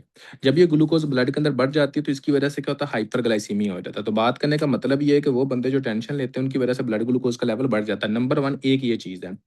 दूसरी बात पता है क्या होती है बच्चों, जो आपका टेंशन जब बंदा लेता है, स्ट्रेस लेता है, तो उस वक्त उस बंदे के अंदर ग्लूकोनियोजेंसिस का जो प्रोसेस होता है ना वो ज्यादा हो जाता है। ग्लूकोनियोजेंसिस का प्रोसेस होता क्या है? ग्लूकोनियोजेंसिस की डेफिनेशन ये होती है कि formation of glucose from non carbohydrate substance. Formation of glucose, formation of glucose from non carbohydrate substance, ठीक है, नॉन कार्बोहाइड्रेट सब्सटेंस। तो नॉन कार्बोहाइड्रेट सब्सटेंस कौन से हैं? एक आता तो लिपिड्स, दूसरी कौन सी होती है? प्रोटीन्स। ठीक है, मतलब कि लिपिड और प्रोटीन से अगर फॉर एग्जांपल ग्लूकोज बन रही हो तो इस कंडीशन को हम क्या कहते होते हैं बच्चों? आपने कहना होता है कि हाँ जी जनाब, अच्छा जी, अब हम ये कहते होते हैं कि एक तरह का इसको हम कहते हैं ग्लूकोनियोजेंसिस कहते होते हैं, ठीक है। तो अब उस बंदे के अंदर ग्लूकोनियोजेंसिस का जो प्रोसेस होगा वो ज्यादा होगा। जब ग्लूकोनियोजेंसिस का प्रोसेस ज्यादा होगा तो ब्लड ग्लूकोज का जो लेवल होगा वो भी एक तरह का क्या होगा, एक तरह का बच्चों ज्यादा हो जाएगा। तो आपने कहना दूसरा ये वजह होती है। तो यहाँ पे देखें, आपने कहना कि एक तरह का बच्चों, यहाँ पे हम क्या देखते हैं, आपने ये कहना होता है कि फॉर एग्जांपल इंसुलिन की रेजिस्टेंस है, तो इंसुलिन की रेजिस्टेंस होगी तो डायबिटीज यानी कि ग्लूकोनियोजेंसिस होगी तो हाई ब्लड ग्लूकोज लेवल होगा ये। उसके बाद ग्लूकोनियोजेंसिस क्या करवाता है? लिपर्स और प्रोटीन से बनाता है, जिसकी वजह से लिपोलाइसिस और प्रोटियोलाइसिस होती है। और ये लिपोलाइसिस और प्रोटियोलाइसिस का काम करती है, ये लिपर्स और प्रोटीन टूटती है जो कि ग्लूकोज के अंदर तब्दील होती है। और वो प्रोसेस, जिस प्रोसेस के अंदर लिपर्स और प्रोटीन आपके ग्लूकोज के अंदर तब्दील होती है ना बच्चों, उस प्रोसेस को हम ग्लूकोनियोजेंसिस कहते होते हैं। ये आपने याद करना होता है, ठीक हो गया। अब देखें, दूसरे नंबर पे आपने ये कहना होता है कि वो बंदे, जिन बंदों के अंदर आप ये देखते हो कि कोर्टिसोल टेंशन ज्यादा लेने की वजह से ना आपका वो जो वोंड हीलिंग होती है ना वो बच्चों डिले हो जाती है। एक बात, उसके बाद कोलाजन की जो सिंथेसिस होती है ना बच्चों वो भी डिले होती है।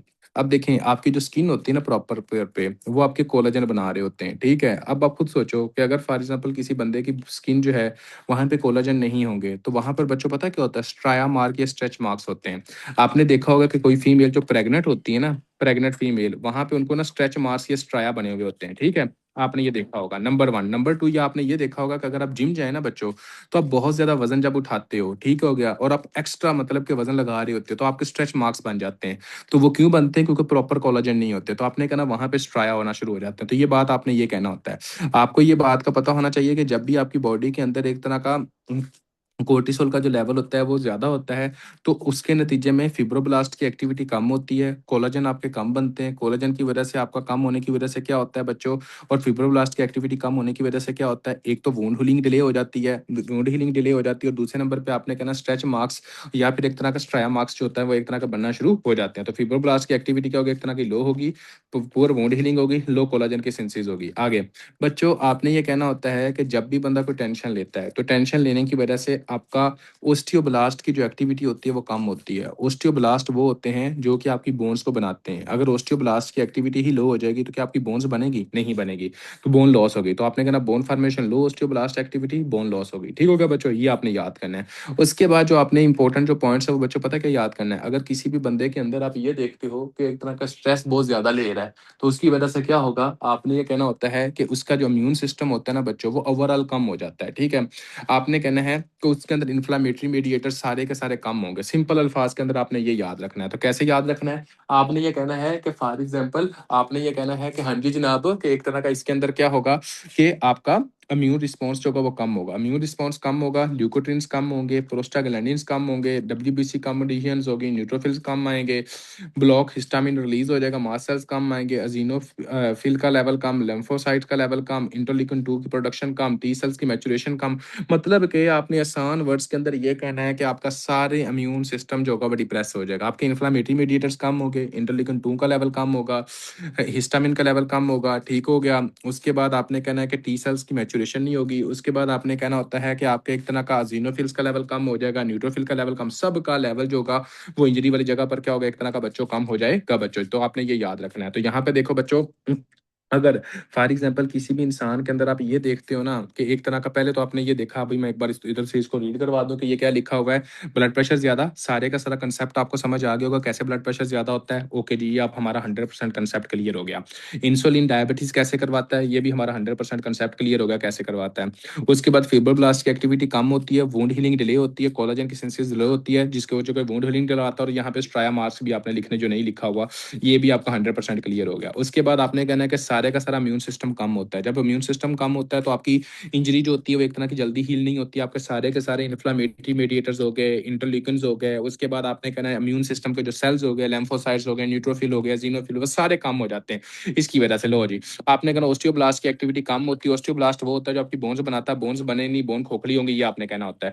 आगे आप देखो कि अगर फॉर एग्जाम्पल बच्चों ना एक तरह का कभी भी हम ये देखते हैं कि हाँ जी जनाब, ये आपका कोर्टिसोल हार्मोन रिलीज होता कैसे है, ये भी तो हमें पता होना चाहिए ना कि हाँ जी जनाब, but we can give cortisol in case of transplant patients. बच्चों वो अब हम क्यों देते हैं वो भी मैं बताता हूँ कि उसकी रीजन क्या होती है।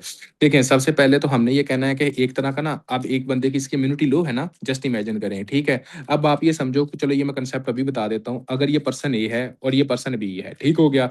अगर पर्सन ए का किडनी पर्सन बी को दिया जा रहा है, अब आप खुद सोचें कि जब पर्सन ए का किडनी पर्सन बी को दिया जा रहा है तो किडनी जो है ये पर्सन बी के लिए एक फॉरेन पार्टिकल है तो फॉरेन चीज ही ना, समझ आ रही है। तो अब होता यह है कि अगर फॉर एग्जाम्पल कि एक तरह का ये फॉरेन चीज होती है तो बच्चों इसके नतीजे में क्या होता है, आपने ये कहना होता है कि अगर ये फॉरेन चीज है तो आपका इम्यून सिस्टम कहीं उसके ऊपर अटैक ना करना शुरू कर दे। और अगर ये अटैक करना शुरू कर देगा तो उसके नतीजे में क्या होगा कि जो किडनी ट्रांसप्लांट होगा वो फेल हो सकता है।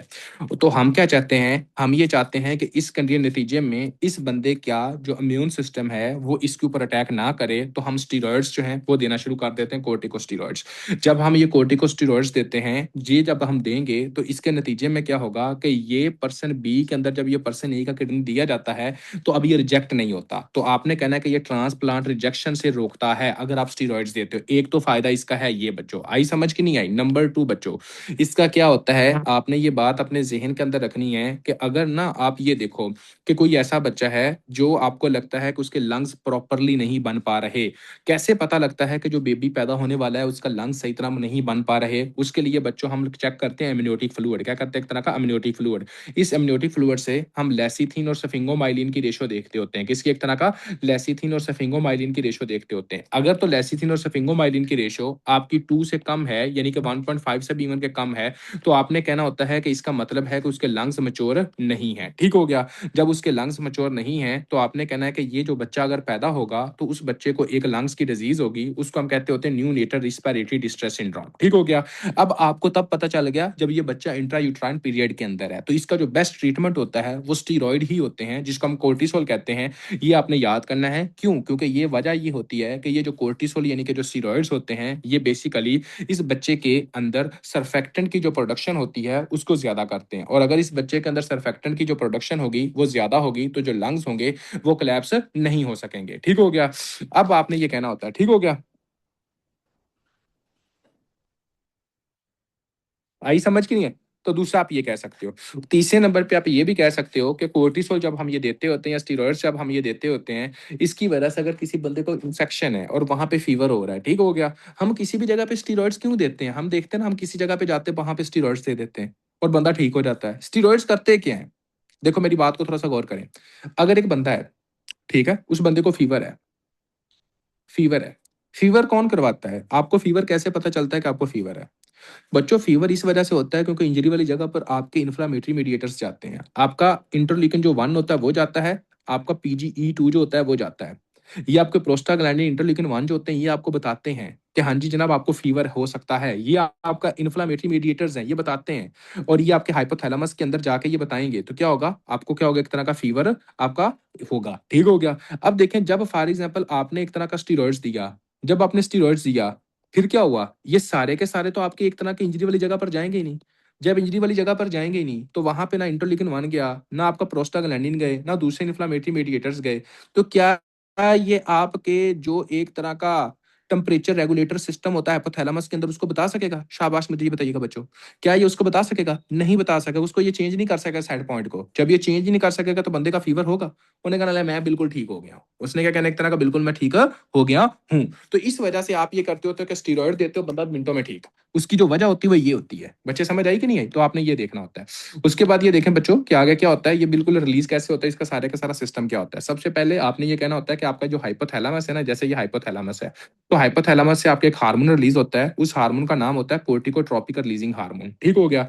ये कोर्टिकोट्रोपिक रिलीजिंग हार्मोन आपके एंटीरियर पिट्यूटरी में आता है। ये एंटीरियर पिट्यूटरी में आया और एंटीरियर पिट्यूटरी में आके ये आपकी बॉडी के अंदर एक हार्मोन की प्रोडक्शन करवाता है और उस हार्मोन का नाम होता है एसीटीएच हार्मोन। एंटीरियर पिट्यूटरी से जब आपका एसीटीएच हार्मोन प्रोड्यूस होता है तो एक बात आपने अपने जहन के अंदर रखनी होती है कि एसीटीएच हार्मोन के साथ दो और हार्मोन भी पैदा होते हैं। एक को हम कहते होते हैं एमएसएच हार्मोन और दूसरे को हम कहते होते हैं एंड्रोफिन हार्मोन, ठीक हो गया। और ये जो एसीटीएच हार्मोन है ये कहाँ जाता है? ये एसीटीएच हार्मोन आपके एड्रिनल ग्लैंड के एड्रिनल कोर्टेक्स में जाता है और एड्रिनल ग्लैंड के एड्रिनल कोर्टेक्स के अंदर जाकर वहां पे जोना फेसिकुलेटा होता है और जोना फेसिकुलेटा से आपके कोर्टिसोल हार्मोन की प्रोडक्शन करवाता है बच्चों। तो अगर आपसे कोई भी बंदा ये पूछे कि हाँ जी आपके कोर्टिसोल हार्मोन की प्रोडक्शन जो होती है वो कैसे होती है, तो आपने आसान वर्ड्स के अंदर क्या कहना है? आपने ये कहना है कि सबसे पहले कोर्टिकोट्रोपिक रिलीजिंग हार्मोन होता है। ये कोर्टिकोट्रोपिक रिलीजिंग हार्मोन जो होगा ये काम क्या करेगा? आपने कहना है कि ये एंटीरियर पिट्यूटरी में आएगा। एंटीरियर पिट्यूटरी से ये आपके एसीटीएच हार्मोन की प्रोडक्शन करवा सकता है और एसीटीएच हार्मोन की अगर प्रोडक्शन हो रही है तो इसके साथ दो और हार्मोन की भी प्रोडक्शन होती है।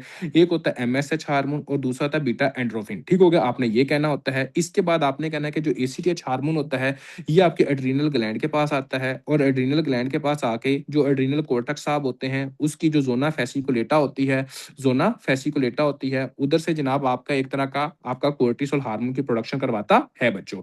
अब आपने ये देखा कि किसी भी इंसान के अंदर अगर कोर्टिसोल हार्मोन की प्रोडक्शन बहुत ज्यादा हो जाएगी तो वो क्या काम करेगा?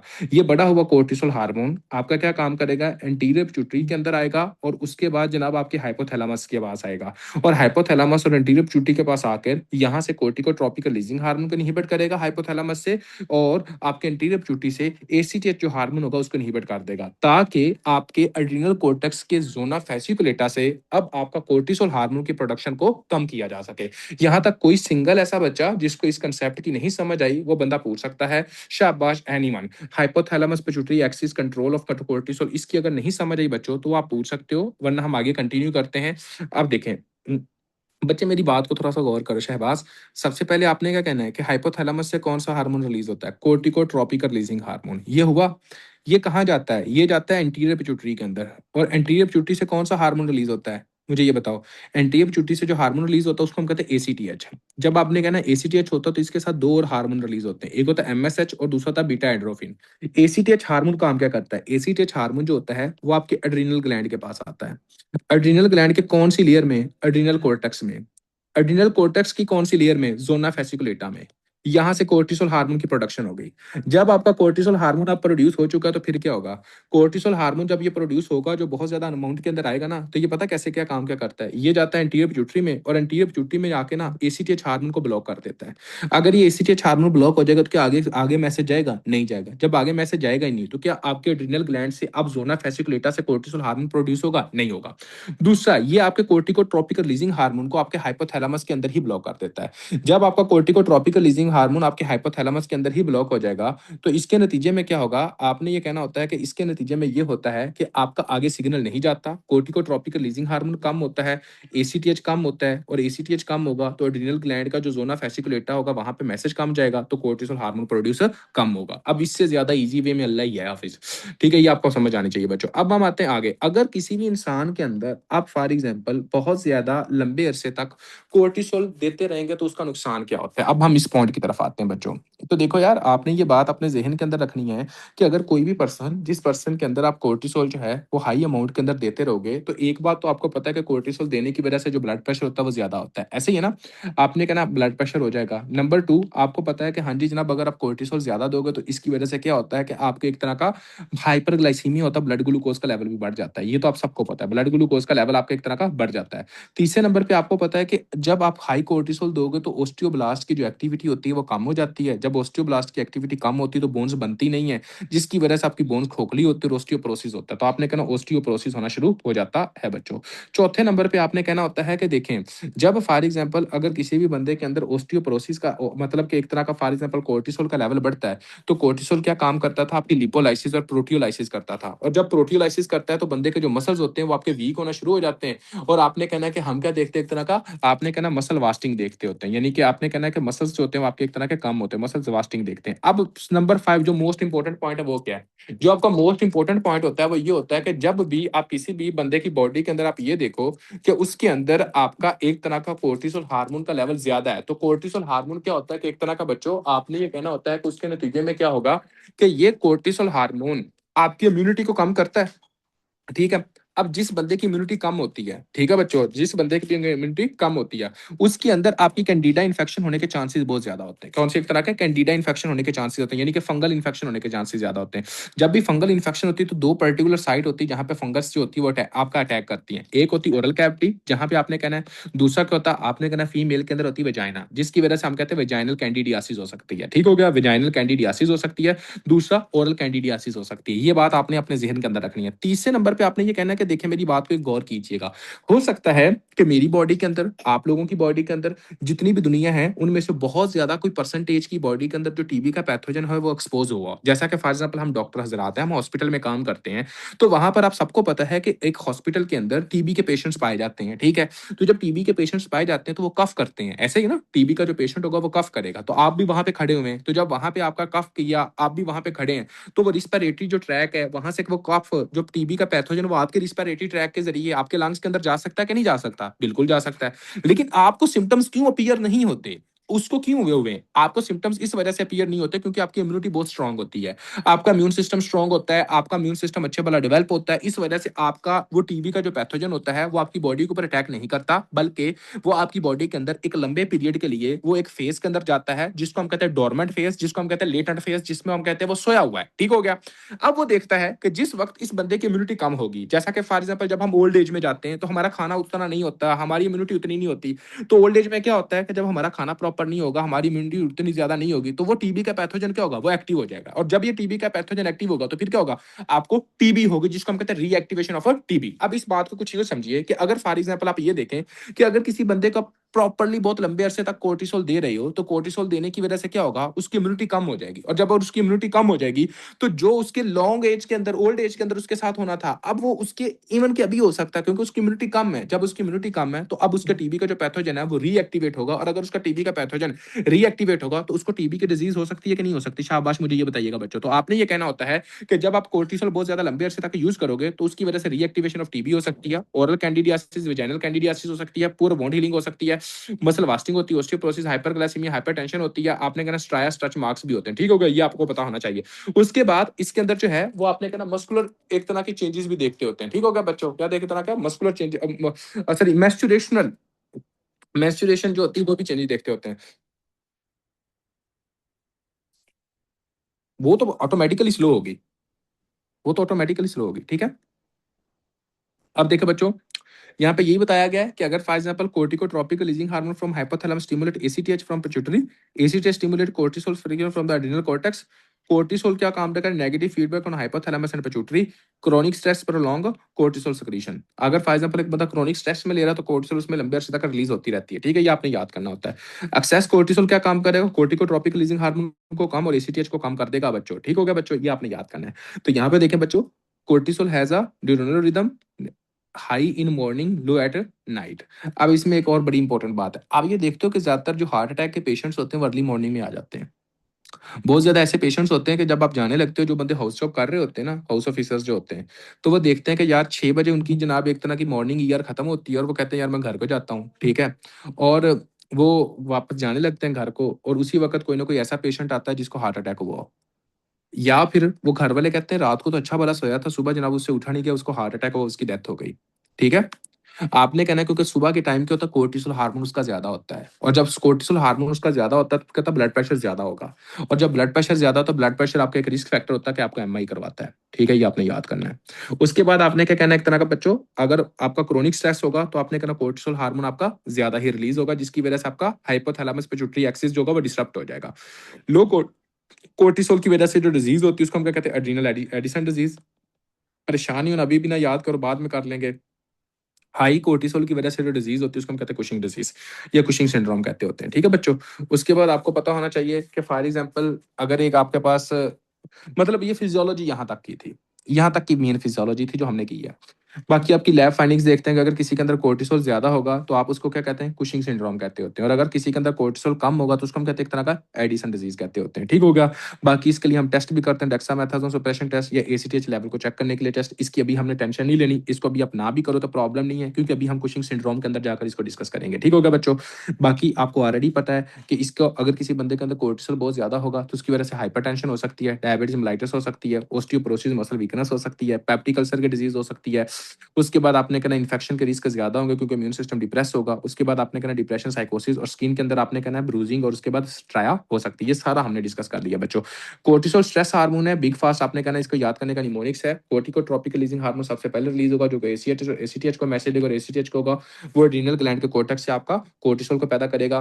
उसके बाद आपने कहना है कि अंडरलाइन कॉज को ट्रीट करना होता है। अब इसको हम इधर छोड़ते हैं, अब हम आते हैं कुशिंग सिंड्रोम की तरफ। यहाँ तक कोई ऐसा बच्चा जिसका कोई क्वेश्चन है वो बंदा पूछ सकता है, वरना कुछ आपका एक तरह का हम देखते हैं कि कुशिंग सिंड्रोम क्या होता है बच्चों। हाँ जी बच्चों, क्लियर है यहाँ तक? अब हम जो डिस्कस करेंगे वो होगा आपका एक तरह का कुशिंग सिंड्रोम, के कुशिंग सिंड्रोम क्या होता है बच्चों। तो यहाँ पे आते हैं और कुशिंग सिंड्रोम को एक तरह का डिस्कस करते हैं। देखो यार, आपने बच्चों ये बात अपने जहन के अंदर रखनी होती है कि कुशिंग सिंड्रोम वो कंडीशन होती है जिस कंडीशन के अंदर आपकी बॉडी के अंदर कोर्टिसोल हार्मोन का जो लेवल होता है ना वो ज्यादा होता है, तो एक तरह का ज्यादा होता है। अब देखें, अब हमने ये देखना है कि अगर हमारे पास कोई भी ऐसा पेशेंट आता है जिसके अंदर कोर्टिसोल हार्मोन का लेवल ज्यादा होगा, तो आपने कितने मुख्तलिफ पॉइंट्स को देखना होता है। आपने देखना होता है कि 4 मुख्तलिफ पॉइंट्स को देखना है जिसकी वजह से कोर्टिसोल हार्मोन का लेवल ज्यादा हो सकता है। जिस बंदे को फिजियोलॉजी अच्छे तरीके से आ गई है उसको कुशिंग सिंड्रोम पूरी जिंदगी में नहीं भूलेगा, उसको अभी उसको फिंगर टिप्स पे ये सारे के सारे पॉइंट्स होंगे। अभी हम डिस्कस करते हैं कि ये कैसे। सबसे पहले बच्चों आपने क्या देखना है कि कुशिंग सिंड्रोम है क्या। इन सिंपल वर्ड्स आप ये कह सकते हो कि अगर किसी भी बंदे की बॉडी के अंदर कोर्टिसोल हार्मोन का लेवल ज्यादा होता है ना तो उसको आप कुशिंग सिंड्रोम कहते होते हो। मतलब क्या, अगर किसी भी बंदे की बॉडी के अंदर कोर्टिसोल हार्मोन का लेवल ज्यादा है तो आप उसको क्या कहते हैं, एक तरह का कुशिंग सिंड्रोम कहते हैं बच्चों, आसान वर्ड्स के अंदर। अब हमने ये देखना है कि कुशिंग सिंड्रोम मल्टीपल कॉजेज की वजह से ज्यादा हो सकता है, लेकिन 4 मेजर कॉजेज हैं, ये आपने याद करना है। नंबर 1, जो अगर ये पूछा जाए कि most common cause of Cushing syndrome क्या है, तो बच्चों आपने कहना है कि हिकमत। हिकमत का मतलब क्या है, एक्सोजीनस ग्लूकोकॉर्टिकॉइड, यानी कि बाहर से स्टीरॉइड ही देते रहना। ठीक है? तो आपने कहना है कि most common cause of Cushing syndrome is exogenous, यानी कि बाहर से लेना। ठीक होगा बच्चों? तो यहाँ पे देखें मोस्ट कॉमन कॉज क्या, एक तरह का एक्सोजीनस ग्लूकोकॉर्टिकॉइड होता है। ठीक है? दूसरा क्या हो सकता है, दूसरा अब आपने थोड़ा सा गौर करना है बच्चों कि फॉर एग्जाम्पल अगर हमें ये कहा जाए, ठीक है, कि आपका एक तरह का ये जनाब आपका एक तरह का सिस्टम था, ये आपका हाइपोथैलेमस, ये इंटीरियर पिट्यूटरी था, ये आपका हाइपोथैलेमस से आपका आता था कोर्टिकोट्रोपिक रिलीजिंग हार्मोन, ऐसे ही है बच्चों। उसके बाद एंटीरियर पिट्यूटरी में आता था, यहाँ से एसीटीएच हार्मोन पैदा होता था। उसके बाद आपको पता है कि हाँ जी जनाब, यहाँ राइट और लेफ्ट के यहाँ पे एड्रीनल ग्लैंड होते थे, और एड्रीनल ग्लैंड से यहाँ पे क्या होता था, एक तरह का कोर्टिसोल हार्मोन पैदा होता था बच्चों। ये आपको पता, कोर्टिसोल हार्मोन पैदा होता था। अब एक बात को कुछ यूं समझ लीजिए कि अगर किसी बंदे ने बाहर से एक तो ले रहा है, वो एक्सोजीनस मोस्ट कॉमन कॉज होता है नंबर 1। आपने कहना मोस्ट कॉमन कॉज कौन सा होता है, एक तरह का बच्चों एक्सोजीनस, आपने कहना एक तरह का एक्सोजीनस होता है बच्चों। नंबर 2, अब आप खुद सोचो कि अगर फॉर एग्जाम्पल बच्चों कि अगर एक तरह का इस बंदे के अंदर आप ये देखो कि एक्सोजीनस के अंदर आप क्या लेते हो, आप बीटा मैथाजोन लेते हो, डेक्सा मैथाजोन के इंजेक्शन लगते हैं। ये बीटा मैथाजोन, डेक्सा मैथाजोन, ये क्या है, ये कोर्टिसोल ही है, ये स्टीरॉइड ही है। और जब आप ये लेते हो तो इसकी वजह से कोर्टिसोल का लेवल ज्यादा ही होता है। आगे समझ बच्चों? अब आप खुद सोचो कि दूसरा और कौन कॉज क्या हो सकता है। दूसरा और कॉज ये हो सकता है कि अगर यहाँ पे पिट्यूटरी ग्लैंड के अंदर कोई ना कोई ट्यूमर बन जाए, क्या बन जाए, एक तरह का ट्यूमर बन जाए। जब यहाँ पे पिट्यूटरी ग्लैंड के अंदर कोई ट्यूमर बन जाए या हाइपोथैलेमस के अंदर कोई ट्यूमर बन जाए बच्चों, तो मेरा आप लोगों से क्वेश्चन है कि एसीटीएच हार्मोन का लेवल ज्यादा होगा कि नहीं होगा, क्योंकि ट्यूमर बन गई है। तो इसकी वजह से क्या होगा कि आपका एसीटीएच हार्मोन का लेवल ज्यादा हो जाएगा। तो अगर किसी इंसान के अंदर एसीटीएच हार्मोन का लेवल ज्यादा है तो एड्रीनल ग्लैंड दोनों में से मैसेज जो होगा वो ज्यादा जाएगा कि नहीं जाएगा, दोनों तरफ ज्यादा मैसेज जाएगा। जब दोनों तरफ ज्यादा मैसेज आएगा तो दोनों तरफ से कोर्टिसोल हार्मोन प्रोड्यूस होगा कि नहीं होगा, तो आपने कहना दोनों तरफ कोर्टिसोल हार्मोन जो होगा वो आपकी बॉडी के अंदर बढ़ जाएगा। तो दूसरा जो कॉज ऑफ कुशिंग सिंड्रोम है वो क्या है, आपने कहना पिट्यूटरी ग्लैंड। एक बात अपने जेहन के अंदर रख लें कि अगर पिट्यूटरी ग्लैंड की वजह से कुशिंग सिंड्रोम हो रहा है ना, तो इस तरह के कुशिंग सिंड्रोम को आप कुशिंग डिजीज कहते हो। मैंने क्या कहा, मैंने ये कहा कि अगर फॉर एग्जांपल आपके पिट्यूटरी ग्लैंड की वजह से आपका कुशिंग सिंड्रोम हो रहा है तो इस तरह के कुशिंग सिंड्रोम को आप कुशिंग डिजीज कहते होते हो। और एक बहुत ही इंपॉर्टेंट पॉइंट आता होता है, the most common cause of endogenous Cushing syndrome. Endogenous तो आपने कहना वो कुशिंग डिजीज है, यानी कि पिट्यूटरी ग्लैंड के अंदर ट्यूमर है वो होता है। एक्सोजीनस क्या था, आप overall most common Cushing syndrome क्या होता है, आपने कहना एक्सोजीनस। लेकिन अगर ये पूछा जाए एंडोजीनियसली मोस्ट कॉमन कॉज क्या है, आपने कहना कुशिंग डिजीज है, जो कि आपका पिट्यूटरी ग्लैंड के अंदर ट्यूमर है बच्चों। ये दूसरा कॉज होगा जिसकी वजह से कोर्टिसोल का लेवल बढ़ सकता है। तीसरा कॉज क्या है बच्चों, अगर फॉर एग्जांपल यहाँ पे पिट्यूटरी ग्लैंड के अंदर आपका एड्रीनल ग्लैंड के अंदर ट्यूमर पाया गया, जब एड्रीनल ग्लैंड के अंदर ट्यूमर पाया जाएगा तो इसकी वजह से मुझे अब आप लोगों ने बताना है कि आपका कोर्टिसोल हार्मोन बढ़ेगा कि नहीं बढ़ेगा। शाबाश, मुझे ये बता दीजिएगा जी। अगर एड्रीनल ग्लैंड के अंदर ट्यूमर पाया गया तो कोर्टिसोल हार्मोन का लेवल बढ़ेगा। तो जब फॉर एग्जांपल ये तीसरा कॉज है कुशिंग सिंड्रोम का, तो आपने कहना होता है कि तीसरा जो कॉज होता है वो कुशिंग सिंड्रोम का ये होता है कि आपका एक तरह का बच्चों आपने ये कहना होता है कि आपका आपने कहना है कि कोर्टिसोल का ये होता है जिसके अंदर एड्रीनल ग्लैंड के अंदर कोई ना कोई ट्यूमर पाया जाए। ये आपका तीसरा कॉज हो गया। अब आ जाए चौथा कॉज। चौथा कॉज बच्चों पता है क्या होता है, अगर किसी बंदे को कोई ना कोई कैंसर हो, एक्टोपिक प्रोडक्शन हो। एक्टोपिक प्रोडक्शन का मतलब क्या है कि एसीटीएच रिसेप्टर लाइक पेप्टाइड्स जो है ना, सेम टू सेम ऐसे ही पेप्टाइड्स आपके पैदा होना शुरू हो गए लंग्स की से या फिर आपके जीआईटी से। कोई ना कोई आपके जीआईटी के अंदर कोई ट्यूमर है या फिर आपके एब्डोमेन के अंदर ट्यूमर है या फिर आपके लंग्स के अंदर ट्यूमर है। लंग्स की ऐसी कौन सी ट्यूमर होती है जो कि एसीटीएच रिसेप्टर लाइक पेप्टाइड को बढ़ाती होती है, शाबाश। लंग्स के अंदर ऐसी कौन सी ट्यूमर होती है जो कि जनाब आपने कहना होता है बच्चों कि एक तरह का मतलब कि कुशिंग सिंड्रोम करवाती है, किसी को पता है।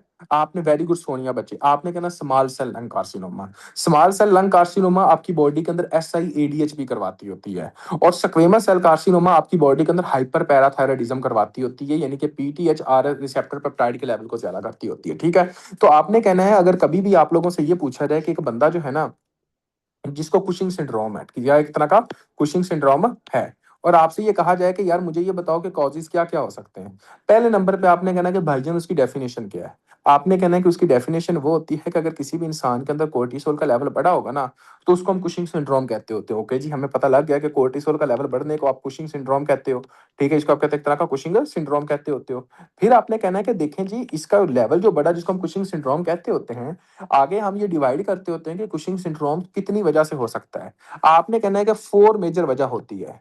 अगर ये पूछा जाए कि मोस्ट कॉमन कॉज क्या होता है, आपने कहना है कि मोस्ट कॉमन कॉज जो होता है वो आपका एक्सोजीनस होता है। वो कौन सा एक तरह का एक्सोजीनस होता है बच्चों, आपने ये कहना होता है नंबर वन। नंबर टू, आपसे ये कहा जाए कि अच्छा और क्या हो सकता है, आपने कहना कि एंडोजीनियसली यानी कि बंदे की बॉडी के अंदर अगर कोई प्रॉब्लम हो तो उसका जो मोस्ट कॉमन कॉज होता है वो आपका पिट्यूटरी ग्लैंड के अंदर ट्यूमर होता है जिसको हम पिट्यूटरी एडिनोमा कहते हैं। पिट्यूटरी एडिनोमा जो होता है वो भी आपका कॉज हो सकता है, जिसके अंदर आपने कहना कि पिट्यूटरी एडिनोमा के अंदर आपने कहना होता है कि आपका एक तरह का क्या होगा कि एसीटीएच का लेवल बढ़ा होगा और ये आपका कोर्टिसोल का लेवल जो होगा एक तरह का बढ़ाएगा।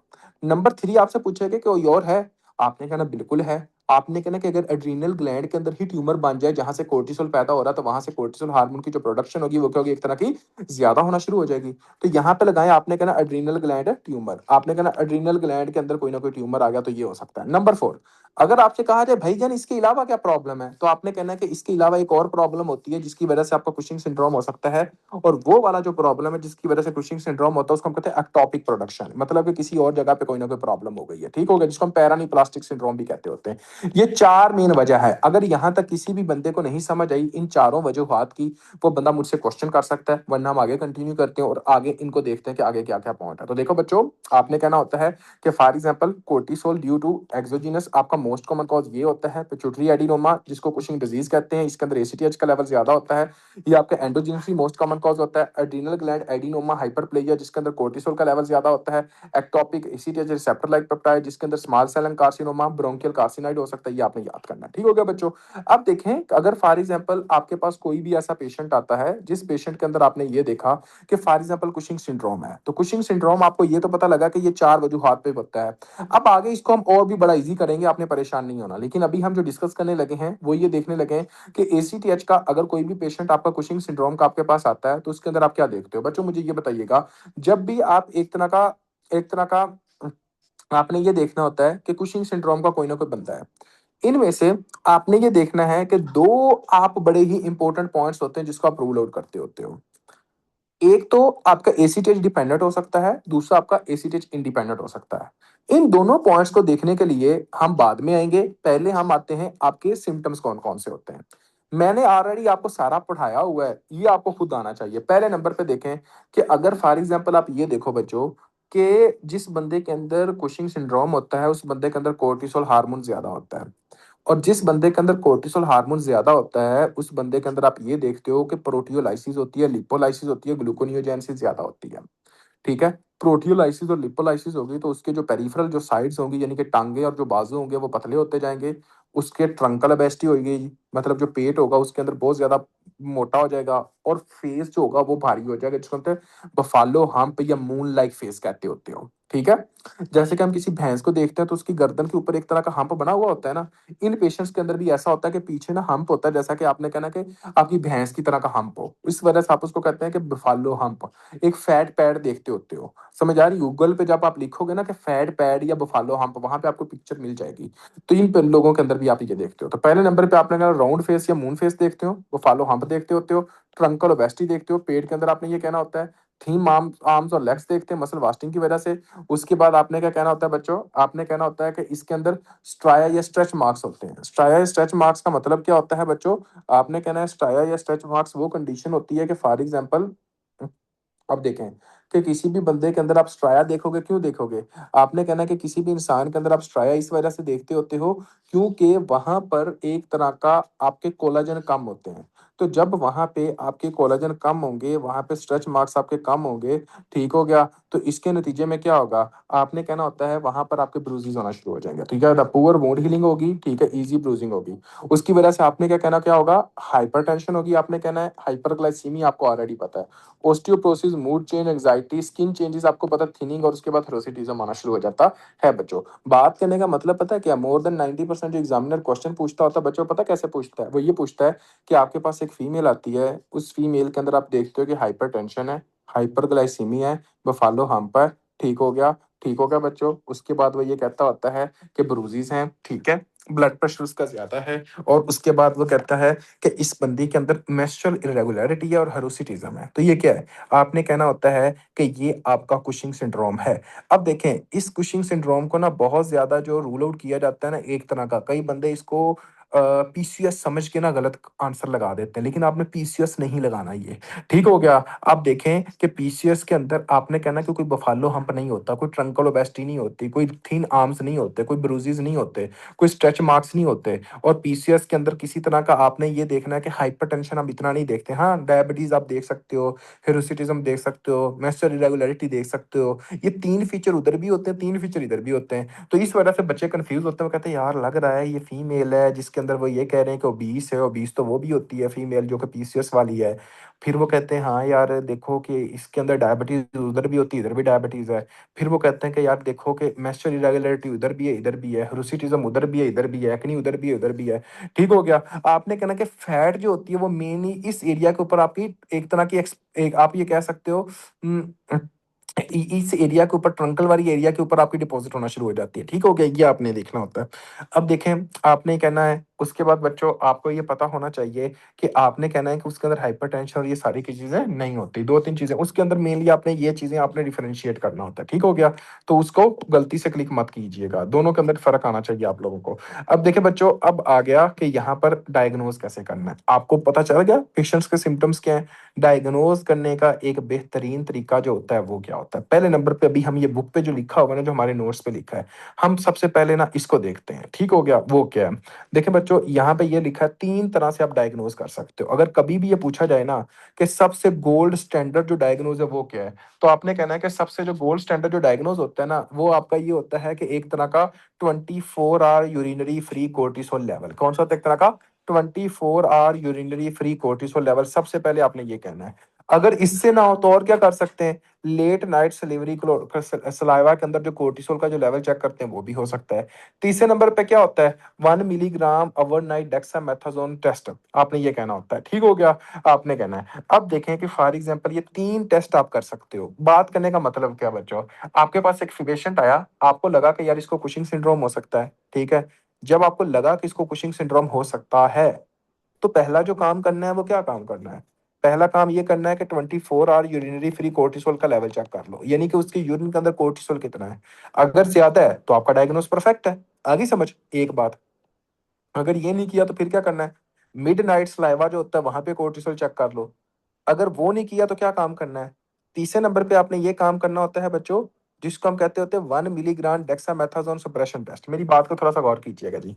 अगर आप डेक्सामेथासोन बाहर से दो ना, अगर आप डेक्सामेथासोन बाहर से दो, तो आपकी बॉडी के अंदर कोर्टिसोल हार्मोन की जो प्रोडक्शन होती है ना वो कम हो जाती है। मतलब एसीटीएच हार्मोन की जो प्रोडक्शन होती है ना वो कम हो जाती है।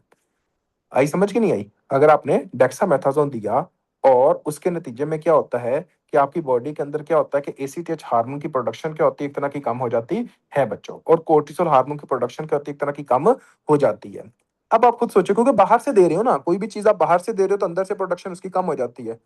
अगर फॉर एग्जाम्पल आप खुद देखो कि एक तरह का आपने डेक्सामेथासोन सप्रेशन टेस्ट दिया और उसका फर्क नहीं पड़ा, कोई सप्रेशन नहीं हुई, बल्कि वो हाई ही है, वो हाई ही है, कोई फर्क नहीं पड़ा, तो आपने कहना होता है कि ये भी आपका डायग्नोज करने का तरीका होता है। मैं लो डोज की बात कर रहा हूं अभी, नजम हाई डोज की बात नहीं कर रहा, ये स्टार्टिंग पॉइंट है। तो सिंपल बात करने का मतलब क्या है कि आपके पास कोई ऐसी फीमेल आई जिसके ऊपर आपको लगा कि यार ये कुशिंग सिंड्रोम हो सकता है, पहला जो काम करना है वो क्या काम करना है? पहला काम आपने ये काम करना है कि उस पेशेंट के अंदर आपने कोर्टिसोल का लेवल चेक करना है। उसके लिए सबसे बेस्ट कोर्टिसोल का लेवल चेक करने का जो होता है वो यूरिन है। दूसरा अगर वो नहीं है तो सलाइवा है। तीसरा 1 मिलीग्राम डेक्सामेथासोन है। आपने जब देखा कि कोर्टिसोल का लेवल उस बंदे की बॉडी के अंदर ज्यादा है, कोर्टिसोल का लेवल उस बंदे की बॉडी के अंदर ज्यादा है, आप क्या कहोगे? आप कहोगे कि भाईजान इसको क्या, अब एक तरह का कुशिंग सिंड्रोम है। अब हमने ये देखना है कि कुशिंग सिंड्रोम आपकी 4 मेन वजूहात पे होता था। कितनी मेन वजूहात पे होता था? 4 मेन वजूहात पे। एक्सोजीनस भी होता था, पिट्यूटरी भी होता था, एड्रिनल ग्लैंड के अंदर ट्यूमर की वजह से भी होता था, और उसके बाद आपने क्या कहना होता है कि और किस वजह से होता था? आपने कहना पेरानीप्लास्टी की वजह से भी होता था। अब क्या है, किस वजह से है ये? हमने कॉज भी तो देखना है ना, हमने अंडरलाइन कॉज को भी तो ठीक करना है। अगर फॉर एग्जाम्पल आपको पता लग गया इसको कुशिंग सिंड्रोम, आप ट्रीट ही नहीं कर रहे अंडरलाइन कॉज को, क्या वो ठीक हो जाएगा? नहीं ठीक होगा।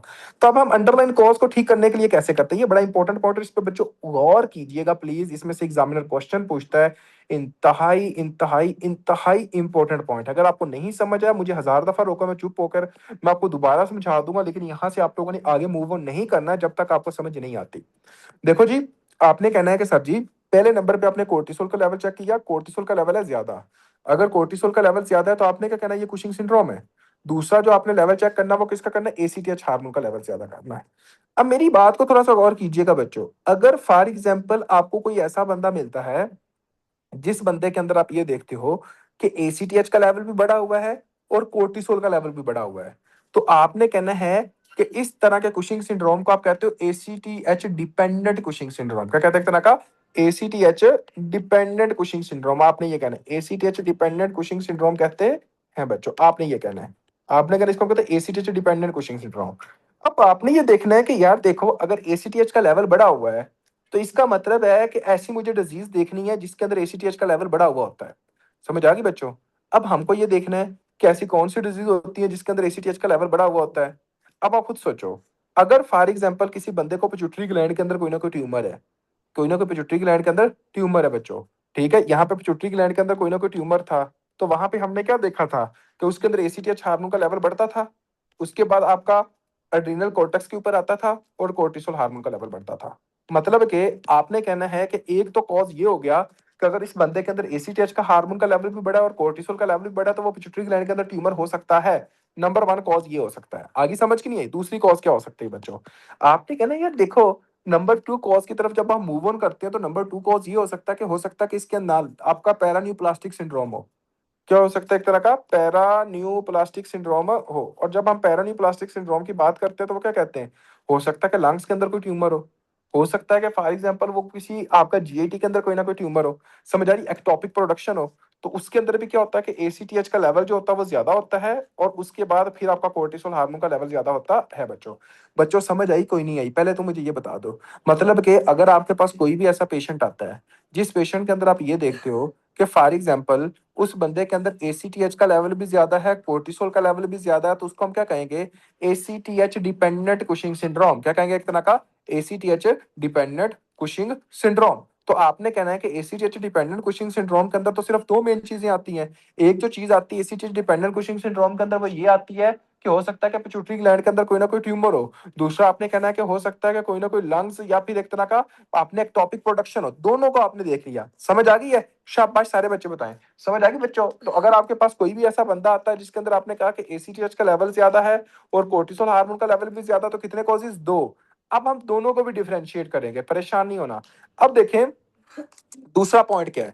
दूसरा पॉइंट ये है कि फॉर एग्जांपल बच्चों, अगर आपके पास एक पेशेंट आया, उसके अंदर कोर्टिसोल हार्मोन का लेवल जो है वो आपका एक तरह का ज्यादा है और एसीटीएच हार्मोन का लेवल आपका एक तरह का कम है, तो अब इस तरह के कुशिंग सिंड्रोम को आप क्या कहोगे? शाबाश, आप क्या कहोगे? आपने कहना है कि इस तरह के कुशिंग सिंड्रोम को हम कहते होते हैं एसीटीएच इंडिपेंडेंट कुशिंग सिंड्रोम। क्या तरह का?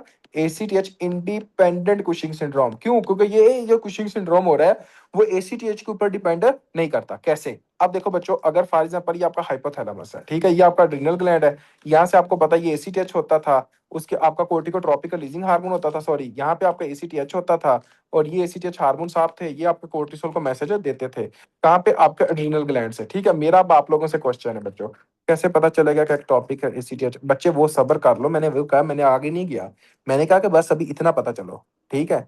मैंने अभी ये तो डिफरेंशिएट किया ही नहीं है, मैंने अभी फिर कहा था कि एक मिनट सब्र करें, इसको मैं अभी एक्सप्लेन करूंगा। अब देखिए आगे क्या होता है। आगे आपने क्या देखना होता है बच्चों कि फॉर एग्जांपल इसके अंदर आपने ये कहना है कि अगर एक तरह का एड्रिनल ग्लैंड के अंदर यहाँ पे ट्यूमर बन गया है, अगर ये आपका राइट साइड है, ये आपकी लेफ्ट साइड है, अगर लेफ्ट एड्रिनल ग्लैंड के अंदर कोई ना कोई ट्यूमर बना है, तो जब एड्रिनल ग्लैंड के अंदर ट्यूमर बनेगा तो एड्रिनल ग्लैंड के ट्यूमर की वजह से आपका एक तरह का कोर्टिसोल हार्मोन की प्रोडक्शन ज्यादा हो सकती है कि नहीं हो सकती? आपके यहाँ पे कोर्टिसोल हार्मोन की प्रोडक्शन ज्यादा होगी, ठीक है। उसके बाद ये ज्यादा कोर्टिसोल हार्मोन ने क्या काम किया कि इसने जनाब एसीटीएच को कम कर दिया और आपने सीआरएच को कम कर दिया। तो इस वजह से क्या हुआ? ये आपका एसीटीएच इंडिपेंडेंट कुशिंग सिंड्रोम हुआ, नंबर वन। मतलब ये कि अगर फॉर एग्जांपल किसी भी बंदे के अंदर आप ये देखो कि आपका एक तरह का फॉर एग्जांपल बच्चों कि कोर्टिसोल हार्मोन का लेवल बढ़ा है लेकिन एसीटीएच हार्मोन का लेवल कम है, तो आपने क्या कहना है? आपने ये कहना है कि अगर कोर्टिसोल हार्मोन का लेवल बढ़ा है और एसीटीएच हार्मोन का लेवल कम है, तो आपने कहना है कि हो सकता है कि एड्रिनल ग्लैंड के अंदर ट्यूमर हो सकता है एड्रिनल ग्लैंड के अंदर ट्यूमर हो। और ये एड्रिनल ग्लैंड के अंदर जो ट्यूमर है उसमें से जो कोर्टिसोल बहुत ज्यादा पैदा हो रहा है, यही कोर्टिसोल आपके ब्रेन के ऊपर जाता है और ब्रेन और हाइपोथैलेमस पिट्यूटरी ग्लैंड को जाकर वहां पे उसकी जो रिलीज होती है उसको इनहिबिट कर देता है। जब उसकी रिलीज इनहिबिट होती है तो ऊपर से फिर पैदा नहीं होता। समझ आ गई जी? आगे चले बच्चे आप। अब देखो, अगर फॉर एग्जाम्पल एक बंदा बाहर से ले रहा है कोर्टिसोल, स्टीरॉइड वगैरह, तो अगर वो बाहर से कोर्टिसोल ले रहा है तो कोर्टिसोल तो उसकी बॉडी के अंदर ज्यादा है, लेकिन यही जो कोर्टिसोल होगा वो क्या काम करेगा? वो आपके कोर्टिकोट्रोपिक रिलीजिंग हार्मोन को इनहिबिट कर देगा और आपके एसीटीएच को इनहिबिट कर देगा, जिसकी वजह से ये भी कम और ये भी कम। कोई ऐसा बच्चा जिसको यहां तक नहीं समझ आई वो बंदा पूछ सकता है। पहले मुझे ये बताएं कि अगर फॉर एग्जांपल आपके पास कोई भी ऐसा पेशेंट आता है जिस पेशेंट के अंदर आपने ये देखा कि आपका कुशिंग सिंड्रोम है, पहला जो टेस्ट करवाते हैं वो कौन सा करवाते हैं? कुशिंग सिंड्रोम हो तो पहला जो टेस्ट करवाते हैं वो कौन सा करवाते हैं? शाबाश, अगर किसी बंदे के अंदर कुशिंग सिंड्रोम हो तो आपने जो पहला टेस्ट करवाना है वो कौन सा करवाना है बच्चों? आपने कहना है कि अगर कुशिंग सिंड्रोम हो तो उसके अंदर आपने क्या करवाना, आपने कहना है कि 24 यूरिनरी फ्री कोर्टिसोल लेवल, आपने कहना है 24 यूरिनरी फ्री कोर्टिसोल लेवल। ये देखिए आपने 24 urinary free cortisol level check किया, ठीक है, जिसके अंदर आपने ये कह दिया कि हाँ जी जनाब इसको कुशिंग सिंड्रोम है। अब आपको पता चल गया। अब दूसरा जो टेस्ट करवाना है वो कौन सा करवाना है? अगर आपको लग गया पता कि हाँ जी जनाब कुशिंग सिंड्रोम है, तो दूसरा जो टेस्ट करवाना है वो कौन सा करवाना है? शाबाश, आपने कहना दूसरा जो टेस्ट करवाना है वो करवाना एसीटीएच वाला। अगर एक बंदे के अंदर एसीटीएच का लेवल भी बढ़ा हुआ है, कोर्टिसोल का लेवल भी बढ़ा हुआ है, दोनों का लेवल बढ़ा हुआ है, कॉजेज क्या क्या हो सकते हैं? शाबाश, कॉजेज क्या क्या हो सकते हैं? आपने कहना या तो कॉज क्या होगा, पिट्यूटरी होगा, या फिर कॉज क्या होगा, एक तरह का बच्चों एक तरह का एक्टोपिक होगा, ये दो। उसके बाद अगर फॉर एग्जाम्पल किसी इंसान के अंदर आपने कहना है कि हाँ जी जनाब कोर्टिसोल का लेवल ज्यादा है, ठीक है, और एसीटीएच का लेवल जो है वो कम है, तो कॉज क्या हो सकते हैं? शाबाश, कॉज क्या हो सकते हैं? अगर किसी के अंदर कोर्टिसोल का लेवल ज्यादा है और आपका एसीटीएच का लेवल कम है, तो कॉज क्या है? आपने कहना दो कॉज हो सकते हैं, या एड्रीनल ग्लैंड के अंदर ट्यूमर है, या फिर एक तरह का क्या, एक तरह का बच्चों आपने कहना है कि एक्सोजीनस है, ये एक तरह का एक्सोजीनस है। अब मेरी बात को थोड़ा सा गौर कीजिएगा जी, अब हम सिनेरियो को थोड़ा सा डिटेल में लेके जाते हैं।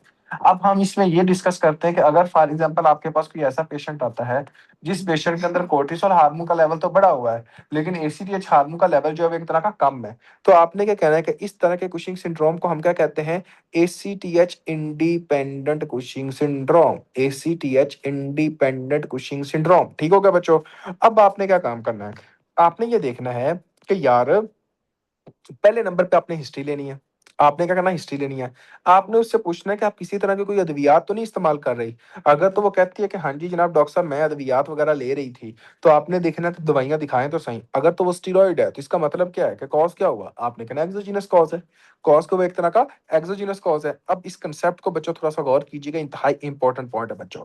अब फॉर एग्जाम्पल एक्सोजीनस कॉज है, जब एक्सोजीनस कॉज होगा तो उस बंदे के अंदर मुझे ये बताना है कि फॉर एग्जांपल यहाँ से जो एसीटीएच हार्मोन जो पैदा होगा वो ज्यादा होगा कम होगा? शाबाश, ये बताइएगा जी। जब एक्सोजीनस आप देखोगे तो एसीटीएच हार्मोन का जो कॉज होगा वहां पर आपका कम होगा ज्यादा होगा? रिलीज क्या होगी? आपने क्या बताना है? आपने कहना है कि कम होगी। जब आपका एसीटीएच की रिलीज ही कम हो रही है तो आपकी बॉडी के अंदर दो एड्रीनल ग्लैंड है, तो दोनों एड्रीनल ग्लैंड को जो मैसेज मिलेगा वो ज्यादा मिलेगा कम मिलेगा? शाबाश, ये बताइएगा बच्चों। दोनों एड्रीनल ग्लैंड को जो मैसेज मिलेगा वो साइज को कम मिलेगा। जब दोनों एड्रिनल ग्लैंड को मैसेज कम मिलेगा तो एड्रिनल ग्लैंड जो होंगे वो साइज में श्रिंक नहीं हो जाएंगे, तो दोनों एड्रिनल ग्लैंड क्या होंगे? बाइलेटरल एड्रिनल ग्लैंड की एट्रोफी हो जाएगी। तो आपने कहना है कि बाइलेटरल एड्रिनल ग्लैंड क्या होगा? एक तरह का बच्चों एड्रिनल ग्लैंड जो होगा वो एक तरह का एट्रोफी होगी, यानी कि साइज में छोटे हो जाएंगे। ये आपने याद करना है, क्योंकि वो बाहर से ले रहे हो। दूसरी बात आप खुद देखो, अगर फॉर एग्जाम्पल आपने सीटी स्कैन किया, एमआरआई किया, वहां पे आपको क्या मिला? एक तरह का एड्रिनल ग्लैंड साइज में कम मिले। बच्चों समझ आइए, कोई नहीं है, पहले मैंने ना दोस्तों, शाबाश अनिवार्य जी।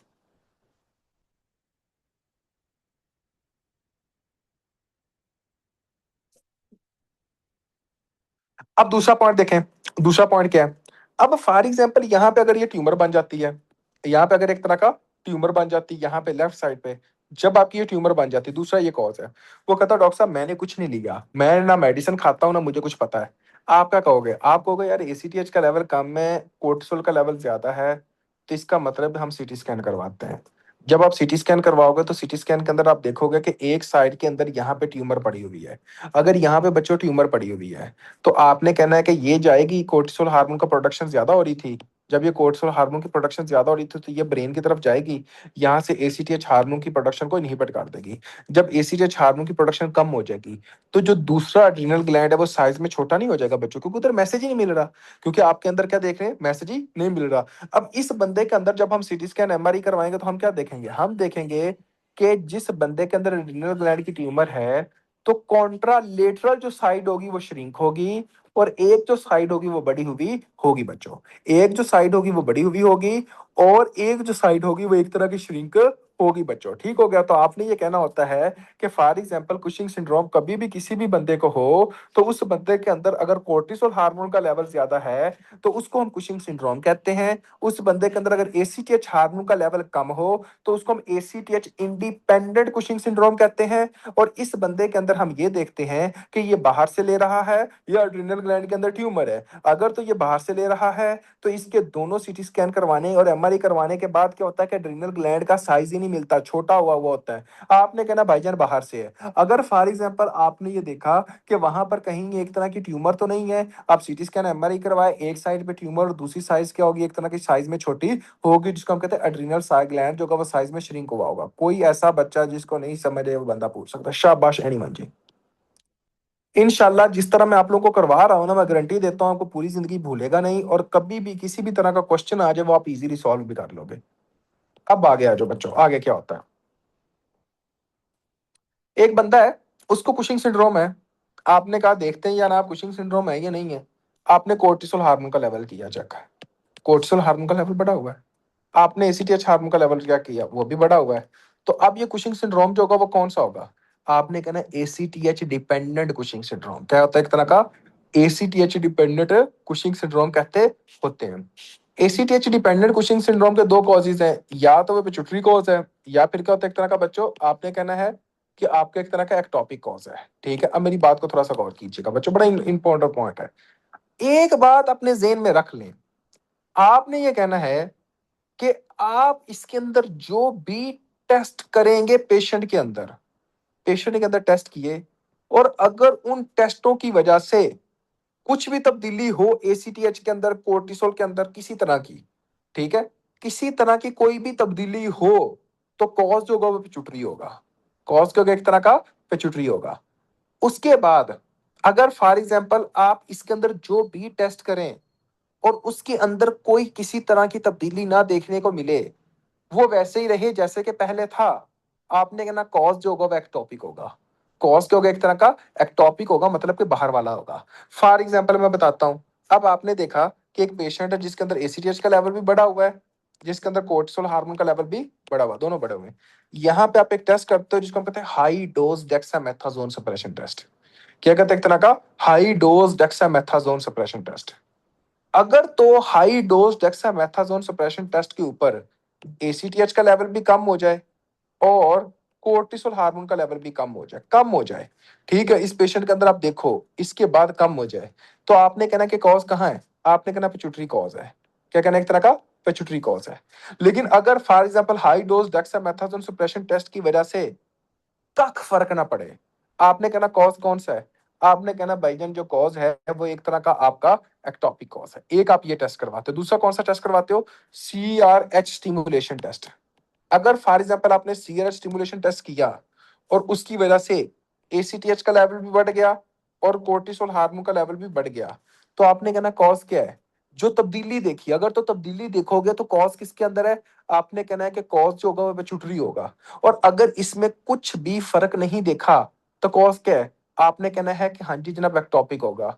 और जब आपका कॉज आपका पिट्यूटरी होगा तो क्या काम करोगे, आपने कहना हम एमआरआई ब्रेन करवाएंगे। क्या करवाएंगे, तरह का एमआरआई ब्रेन करवाएंगे। और अगर फॉर एग्जाम्पल आपका कॉज पैरानीप्लास्टिक हुआ तो क्या करेंगे, आपने कहना हम सीटी एमआरआई करेंगे जनाब, आपका एक तरह का अब्डोमेन और आपका थोरैक्स, ये करेंगे। कोई ऐसा बच्चा जिसको नहीं समझ, ये बंदा पूछ सकता है। यहाँ पे देखें बच्चों, ये क्या है, सस्पेक्टेड केस है। सबसे पहले क्या करना, मीजर एसीटीएच, एसीटीएच को देखना है। अगर तो फॉर एग्जाम्पल आपका एसीटीएच कम है तो फिर क्या है, आपने कहना एड्रीनल ग्लैंड के अंदर ट्यूमर हो सकती है, या फिर क्या एक तरह का आपने कहना एड्रीनल ग्लैंड कॉज है, एडिनोमा, हाइपरप्लेजिया, कार्सिनोमा, अब्नॉर्मल सीटी और एमआरआई करवाते हैं, यही है ना बच्चों। दूसरी बात, आपने कहना है कि अगर फॉर एग्जाम्पल एसीटीएच का लेवल भी बढ़ा हुआ है या कम है, उसके बाद आपका कोर्टिसोल का लेवल भी बढ़ा हुआ है, तो आपने कहना है एसीटीएच डिपेंडेंट कुशिंग सिंड्रोम। इसके अंदर मैंने बताया था कि आप टेस्ट करवाओ और अगर तो तब्दीली आ जाए तो क्या कॉज है, पिट्यूटरी कॉज। अगर तब्दीली ना आए तो क्या कॉज है, एक्टोपिक कॉज है। तो आपको मैंने बताया था पहला जो टेस्ट हम करते हैं high dose dexamethasone suppression test. High dose dexamethasone suppression test किया, ठीक है, आपने कहा कि उसके नतीजे में कोर्टिसोल का लेवल कम हो गया, तो क्या कॉज है, कुशिंग डिजीज है। उसके लिए फिर हम क्या करेंगे, ब्रेन के अंदर कोई प्रॉब्लम है तो क्या करेंगे, एमआरआई ब्रेन करेंगे। लेकिन अगर नो लो कोर्टिसोल, अगर फर्क नहीं पड़ा तो क्या कॉज है, एक्टोपिक कॉज है। अगर देखें दूसरी तरफ, सीआरएच स्टिमुलेशन टेस्ट किया, अगर तो फर्क पड़ा, अगर एसीटीएच का लेवल बढ़ गया, तो क्या कॉज है, आपने कहना होता है कि हाँ जी जनाब आपका, आपने कहना है कि एक तरह का पिट्यूटरी कॉज है, तो क्या करेंगे, एक तरह का पिट्यूटरी एमआरआई करेंगे। लेकिन अगर नो हाई, कोई फर्क नहीं पड़ा, तो क्या है, एक्टोपिक कॉज है। और एक्टोपिक कॉज के लिए फिर हम क्या करते हैं, सीटी एमआरआई आपका थोरैक्स करते हैं और उसके बाद अब्डोमेन करते हैं, क्योंकि आपको पता है कि थोरैक्स के अंदर आपने क्या देखना है, स्मॉल सेल लंग कार्सिनोमा देखना है, और अब्डोमेन के अंदर भी आपने ट्यूमर देखना है, कहीं दूसरा तो नहीं है। अब यहाँ पे देखें high yield points, exogenous steroid are the most common cause, Cushing disease, ACTH secreting pituitary adenoma, adrenal tumor, ACTH low. Think of hyperthyroid pituitary axis for the understanding. ये दूसरा treat the cause, not just the high cortisol. ये आपने याद करना. कोई ऐसा बच्चा जिसको नहीं समझ ये बंदा पूछ सकता. शाबाश anyone जी.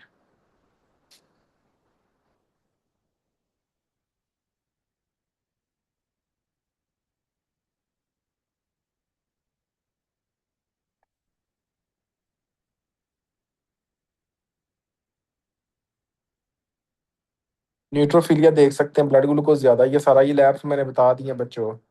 बाकी ये आपको ऑलरेडी पता है, cardiovascular diseases, diabetes mellitus, muscular GI, neuropsychotic skin, ये सारा. कोर्टिसोल स्ट्रेस हार्मोन होता है, बुफालो हम्प होता है, एक्सोजीनस है, ये सारा बताया हुआ है आप लोगों को. Cushing syndrome, too much cortisol for too long, many system affected, find the cause and treat the cause.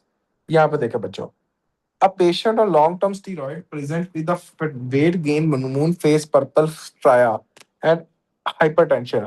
क्या होगा इसका कॉज? एक्सोजीनस कॉज, बाहर से ले रहे हैं ना, लॉन्ग टर्म स्टीरॉइड्स है. A patient with Cushing's features has high cortisol, high ACTH and pituitary adenoma on MRI. तो क्या होगा? आपने कहना पिट्यूटरी ग्लैंड के अंदर ट्यूमर है जिसको हम कहते होते हैं एक तरह का कुशिंग डिजीज कहते हैं बच्चों. ये आपने कहना होता है, ठीक हो गया. आपने ये कहना है. उसके बाद अ पेशेंट विद कुशिंग फीचर्स, कौन सा एक तरह का?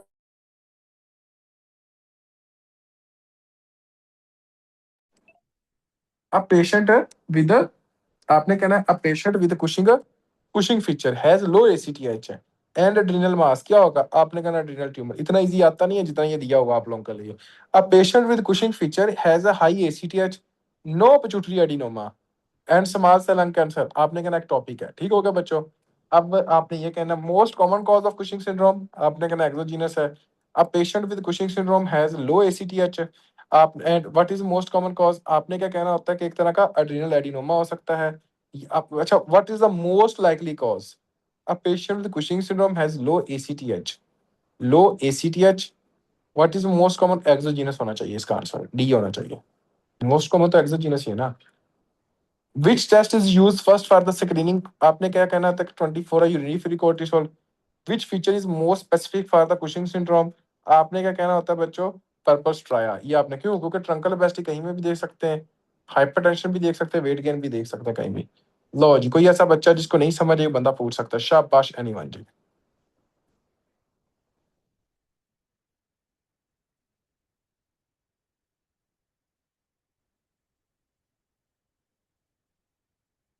कौन बताएगा?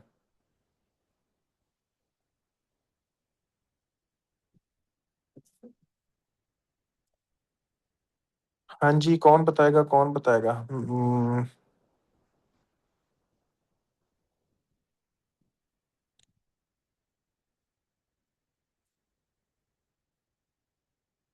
लाइबा.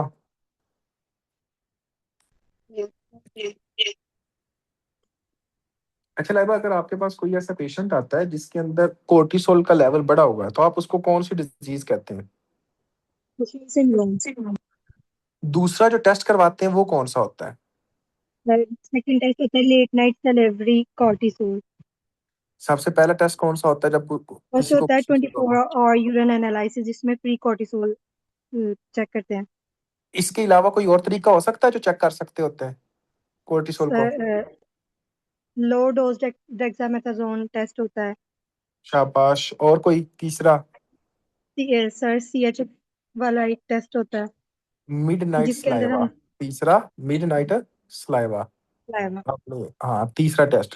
अगर फॉर एग्जांपल पेशेंट के अंदर कोर्टिसोल का लेवल बढ़ा हुआ है, आप जो जी और इसके अलावा जो टेस्ट करेंगे वो कौन सा करेंगे लोकेशन को डिपेंड करने के लिए? सर CT और MRI. नहीं, कॉज को देखने के लिए, सॉरी, कॉज को देखने के लिए कि क्या कॉज है, उसके लिए आप कौन सा करेंगे? कॉज को देखने के लिए हाँ, जो दूसरा टेस्ट करते होते हैं. हाई डोज में डेक्सामेथासोन. आप करेंगे एसीटीएच, यानी कि डिपेंडेंट है या इंडिपेंडेंट है. समझ आ गई है? हाई डोज वाला तो आप एसीटीएच में करेंगे ना. अच्छा जी, जी पहला आपने कर दिया एक तरह का कोर्टिसोल का लेवल चेक, जिसको हम कहते हैं जी 24 यूरिनरी फ्री कोर्टिसोल हो गया. अगर वो नहीं होगा मिडनाइट सलाइवा हो गया, अगर मिडनाइट सलाइवा नहीं होगा तो फिर आपका low dose dexamethasone suppression test. तीनों जी मतलब करके हमें पता लग गया, हाँ जी जनाब कुशिंग सिंड्रोम कंफर्म हो गया। दूसरा हम जो टेस्ट करेंगे वो कौन सा होगा, एसीटीएच का। अब आपने एसीटीएच देखा, अगर एक बंदे के जी अंदर एसीटीएच का लेवल भी बढ़ा हुआ है, कोर्टिसोल का जी। लेवल भी बढ़ा हुआ है, क्या कॉजेज हो सकते हैं? अगर दोनों का लेवल बढ़ा हुआ है तो एक पिट्यूटरी का कॉज हो सकता है और एक एक्टोपिक कॉज हो सकता है। शाबाश, या पिट्यूटरी कॉज होगा या टॉपिक कॉज होगा। अगर फॉर जी एग्जांपल इसके अंदर आपने हाई डोज डेक्सामेथासोन सुप्रेशन टेस्ट किया और जी पेशेंट के अंदर आपने ये देखा कि कोर्टिसोल का लेवल कम हो गया, तो फिर जो कॉज है वो जी। क्या है? अगर लेवल कम हो गया तो वो पिट्यूटरी कॉज होगा। शाबाश, पिट्यूटरी कॉज आपको मिल गया। अब पिट्यूटरी कॉज आपको जब मिल गया तो इसके बाद आप कौन सा टेस्ट करवाओगे? उसके बाद हम एक्टोपिक कॉज को देखेंगे नहीं एंड नहीं, जब उसके बाद हम एमआरआई करवाएंगे उसका। एमआरआई ऑफ ब्रेन करवाएंगे, क्योंकि हमें पता चल जी गया कि इसके अंदर है क्या। ठीक है। जी अब अगर फॉर एग्जांपल आपने हाई डोज डेक्सामेथासोन सुप्रेशन टेस्ट किया, जी। इसके अलावा कोई और टेस्ट कर सकते हैं हाई डोज डेक्सामेथासोन सुप्रेशन टेस्ट के अलावा, एक्टोपिक और पिट्यूटरी को जी जी डिफरेंशिएट करने के लिए? जी सर, वो जो आपने आगे बताया था वो CRH स्टिमुलेशन टेस्ट, ठीक है। क्या है। जी अब आपके पास पेशेंट आया जिसके अंदर CRH स्टिमुलेशन टेस्ट किया और जी। उसके ऊपर आपने ये देखा कि ACTH का भी तब्दील नहीं हुआ, कोर्टिसोल भी तब्दील नहीं हुआ, तो कॉज क्या होगा उसका? अगर दोनों ही चेंज नहीं हुए तो फिर एक्टोपिक कॉज होगा। एक्टोपिक कॉज होगा। तो जब उसमें एक्टोपिक सीटी कॉज है, कराएंगे, हाँ सीटी और उस एमआरआई दोनों करवाएंगे अब्डोमेन और थोरेक्स का। क्यों थोरैक्स के अंदर ऐसी कौन सी डिजीज होती है जो कि जनाब ये एक्टोपिक करवा सकती है? सर इसमें ये हम थोरैक्स, उसमें हम देख सकते हैं कि अगर कोई इन्फेक्शन हो गया, लाइक स्मॉल सेल लंग्स का वो जो इन्फेक्शन हो गया, बच्चे small cell lung cancer, cancer, sorry cancer cancer. Infection तो नहीं है ना? Yes, small cell small lung cell lung cancer, cancer. Okay. दूसरी तरफ, वेरी गुड, शाबाश, वेल एंड गुड। अच्छा जी, और कौन बताएगा? जैनब। सर अगर बेटा आपके पास एक पेशेंट आता है, उस पेशेंट के अंदर आप ये देखते हो कोर्टिसोल का लेवल भी बढ़ा है, ACTH का लेवल कम है, ठीक है, तो इस तरह जी के सर, कुशिंग सिंड्रोम को आप क्या कहते हैं? कॉर्टिसोल का लेवल बढ़ा हुआ है और एसीटीएच का लेवल कम है, तो ये एसीटीएच इंडिपेंडेंट कुशिंग सिंड्रोम है। शाबाश, अगर ACTH इंडिपेंडेंट कुशिंग सिंड्रोम हो तो हम क्या करेंगे, हम क्या कह सकते हैं, क्या कॉज हो सकता है? सर अगर एसीएच इंडिपेंडेंट है तो दो कॉजेज हो सकते हैं, या तो एड्रेनल ग्लैंड में ट्यूमर है या क्योंकि हमारे पास जो है वो ब्रेन पे सिग्नल शाबाश, नहीं है तो वो एसीटीएच रिलीज नहीं हो रहा, तो हम हाँ दो ठीक कॉजेज हो गया। देखेंगे इसमें। अच्छा, अगर आपके पास एक पेशेंट आया जिस पेशेंट के अंदर आपने ये देखा कि ACTH का लेवल कम है, कोर्टिसोल का लेवल बढ़ा हुआ है, ठीक हो गया, और जब आप सीटी स्कैन करवाते हो जी तो सर। दोनों एड्रिनल ग्लैंड साइज में श्रिंक है, तो अब क्या कॉज है? सर अब एक्सोजीनस कॉज है, क्योंकि एड्रेनल ग्लैंड जो है वो सिक्रीट नहीं कर पा रहे हैं कॉर्टिसोल, जिसकी वजह से एट्रोफी हो जाएगी, और एक्सोजीनस शाबाश, कॉज की वजह से मैसेज सिर्फ और नहीं सिर्फ ले पा कॉर्टिसोल बढ़ा। रहे, ACTH मैसेज नहीं दे रहा एड्रिनल ग्लैंड को। और जी अगर सर। फॉर एग्जांपल एक आप देखो कि एक जगह पे आपका जो एक साइड जो है वो श्रिंक है, बाकी जो साइड है वो ठीक है या साइज में बड़ी हुई है, तो वो क्या होगा, उसका जो कॉज होगा वो क्या सर होगा? वो सर वो एड्रेनल ट्यूमर होगा, कि एड्रिनल जिस ट्यूमर जगह पे होगा। ट्यूमर है वो जो है वो बढ़ा हुआ होगा, और जो उसकी कॉन्ट्रोलेटरल साइड होगी वो श्रिंक्ड हुई होगी एट्रोफी की मोस्ट वजह कॉमन से। कॉज ऑफ कुशिंग सिंड्रोम बेटा क्या होता है? Most common cause of sir Cushing? Exogenous जो है वो मोस्ट कॉमन कॉज है, जिसमें पेशेंट जो होता है वो बाहर से स्टेरॉइड ले रहा होता है, जिसकी वजह से कॉर्टिसोल बढ़ा हुआ होता है। एंडोजीनियसली मोस्ट कॉमन कॉज क्या होता है? सर एंडोजीनस जो है वो मोस्ट कॉमन कॉज हमारे पास पिट्यूटरी एडिनोमा होता है। वेरी गुड, वो क्या होता है, एक तरह का पिट्यूटरी एडिनोमा होता है, ओके जी। अच्छा जी, जी सर। अब हम आते हैं, वेरी गुड बच्चे, अब आते हैं आजम।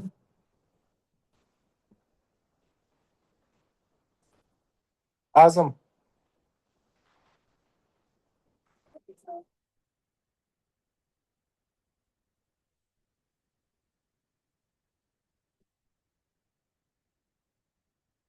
अली, अली,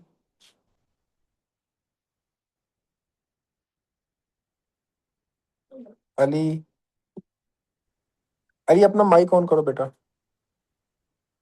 जी सर। अच्छा अली, ऐसी कौन सी डिजीजेस हैं अगर किसी बंदे को लंबे अरसे तक कोर्टिसोल दें तो वो हो सकती हैं? सर अगर एग्जोजेनस आप कॉर्टिसोल देते हैं तो उससे आपके जो होते हैं एड्रीनल ग्लैंड्स हैं वो श्रिंक हो हाँ। जाएंगे सर। नहीं और नहीं पर वो तो हो गए, वो श्रिंक हो गए जिसकी वजह से कुशिंग सिंड्रोम हो गया। लेकिन रीएक्टिवेशन कुछ डिजीजेस के अंदर आप देख जी सकते हो, जी वो जी सर, वो टीबी होगी आपकी, और उस candidiasis, very oral good. And vaginal form होगी, पुअर वुंड हीलिंग होगी आपकी सर। उसके अलावा आपकी जो स्किन हो जाएगी, स्किन बैरियर वो थिन हो जाएगा क्योंकि उसके अंदर, शाबाश। और अच्छा। मसल वेस्टिंग होगी आपकी। हाँ। अब ऑस्टियोपोरोसिस भी हम देख आप सकते हैं। ओके, अब आपने ये बताना है कि ब्लड प्रेशर कैसे ज्यादा करता है कोर्टिसोल, मैकेनिज्म क्या होता है? सर सबसे पहले ये होता है आपका कि आपकी जो आर्टेरियोल्स हैं उनके अंदर हम्म। अल्फा वन जो रिसेप्टर्स होते हैं उनको अप रेगुलेट करता है, जिससे आपका टीपीआर ज़्यादा होता है। और शाबाश। उसकी वजह से सर आपका जो नॉर एपिनेफ्रिन है और एपिनेफ्रिन है उनकी एक्टिवेशन होती है और उनका हम्म। एक्शन होता है। उसकी वजह से सर आपका ब्लड प्रेशर हाई होता है क्योंकि आपको रेजिस्टेंस देखने को मिलता है। ज्यादा कोर्टिसोल की वजह से कोई और हार्मोन जो होता है वो एक्टिव हो सकता है? हम्म, जी सर, एल्डोस्टेरोन। एल्डोस्टेरोन, एल्डोस्टेरोन क्या काम करता है? सोडियम को ब्लड के अंदर लेके जाता है और जी वाटर को सर, फॉलो करेगा, ठीक है। बिल्कुल। और कोई ऐसी चीज जो कि हम कहते हैं कि टेंशन लेने की वजह से ब्लड ग्लूकोज बढ़ता है, क्या मैकेनिज्म है उसका? सर वो इंसुलिन रेजिस्टेंस का मैकेनिज्म है। उसमें ऐसे है कि आपकी जो ग्लूकोनियोजेनेसिस होती है वो हम्म। इंक्रीज हो जाती है। हम्म। ग्लूकोनियोजेनेसिस से मतलब है कि आपके जो ग्लूकोज को बनाने का मैकेनिज्म है वो अप हम्म। रेगुलेट हो जाता है, जिसकी वजह से आपकी जो ब्लड ग्लूकोज है नंबर वन वो ज़्यादा होगी। उसके साथ सर हाइपोग्लाइसीमिया होगा आपको, और हम्म। साथ ही साथ इसके अंदर ये भी होगा कि आपकी इंसुलिन रेजिस्टेंस भी साथ में सुपर इम्पोज हो जाएगी। ठीक हो गया। और इसकी वजह से क्या आपने कहना लिपोलाइसिस और प्रोटियोलाइसिस देखते हैं, जी जिसकी सर, वजह से मसल लिपोलिसिस और वास्ते प्रोटियोलिसिस देखते हैं। जी जी, उसकी वजह से इसकी ये वजह। होगा कि आपकी बॉडी के अंदर मसल वेस्टिंग होगी। और हम्म। ये इसलिए है क्योंकि आपकी बॉडी के अंदर ग्लूकोनियोजेनेसिस ये सारी चीज़ें ज़्यादा हैं, तो बॉडी नॉन जो ग्लूकोज सोर्सेज हैं उनसे एनर्जी प्रोड्यूस करना शुरू कर देगी। शाबाश।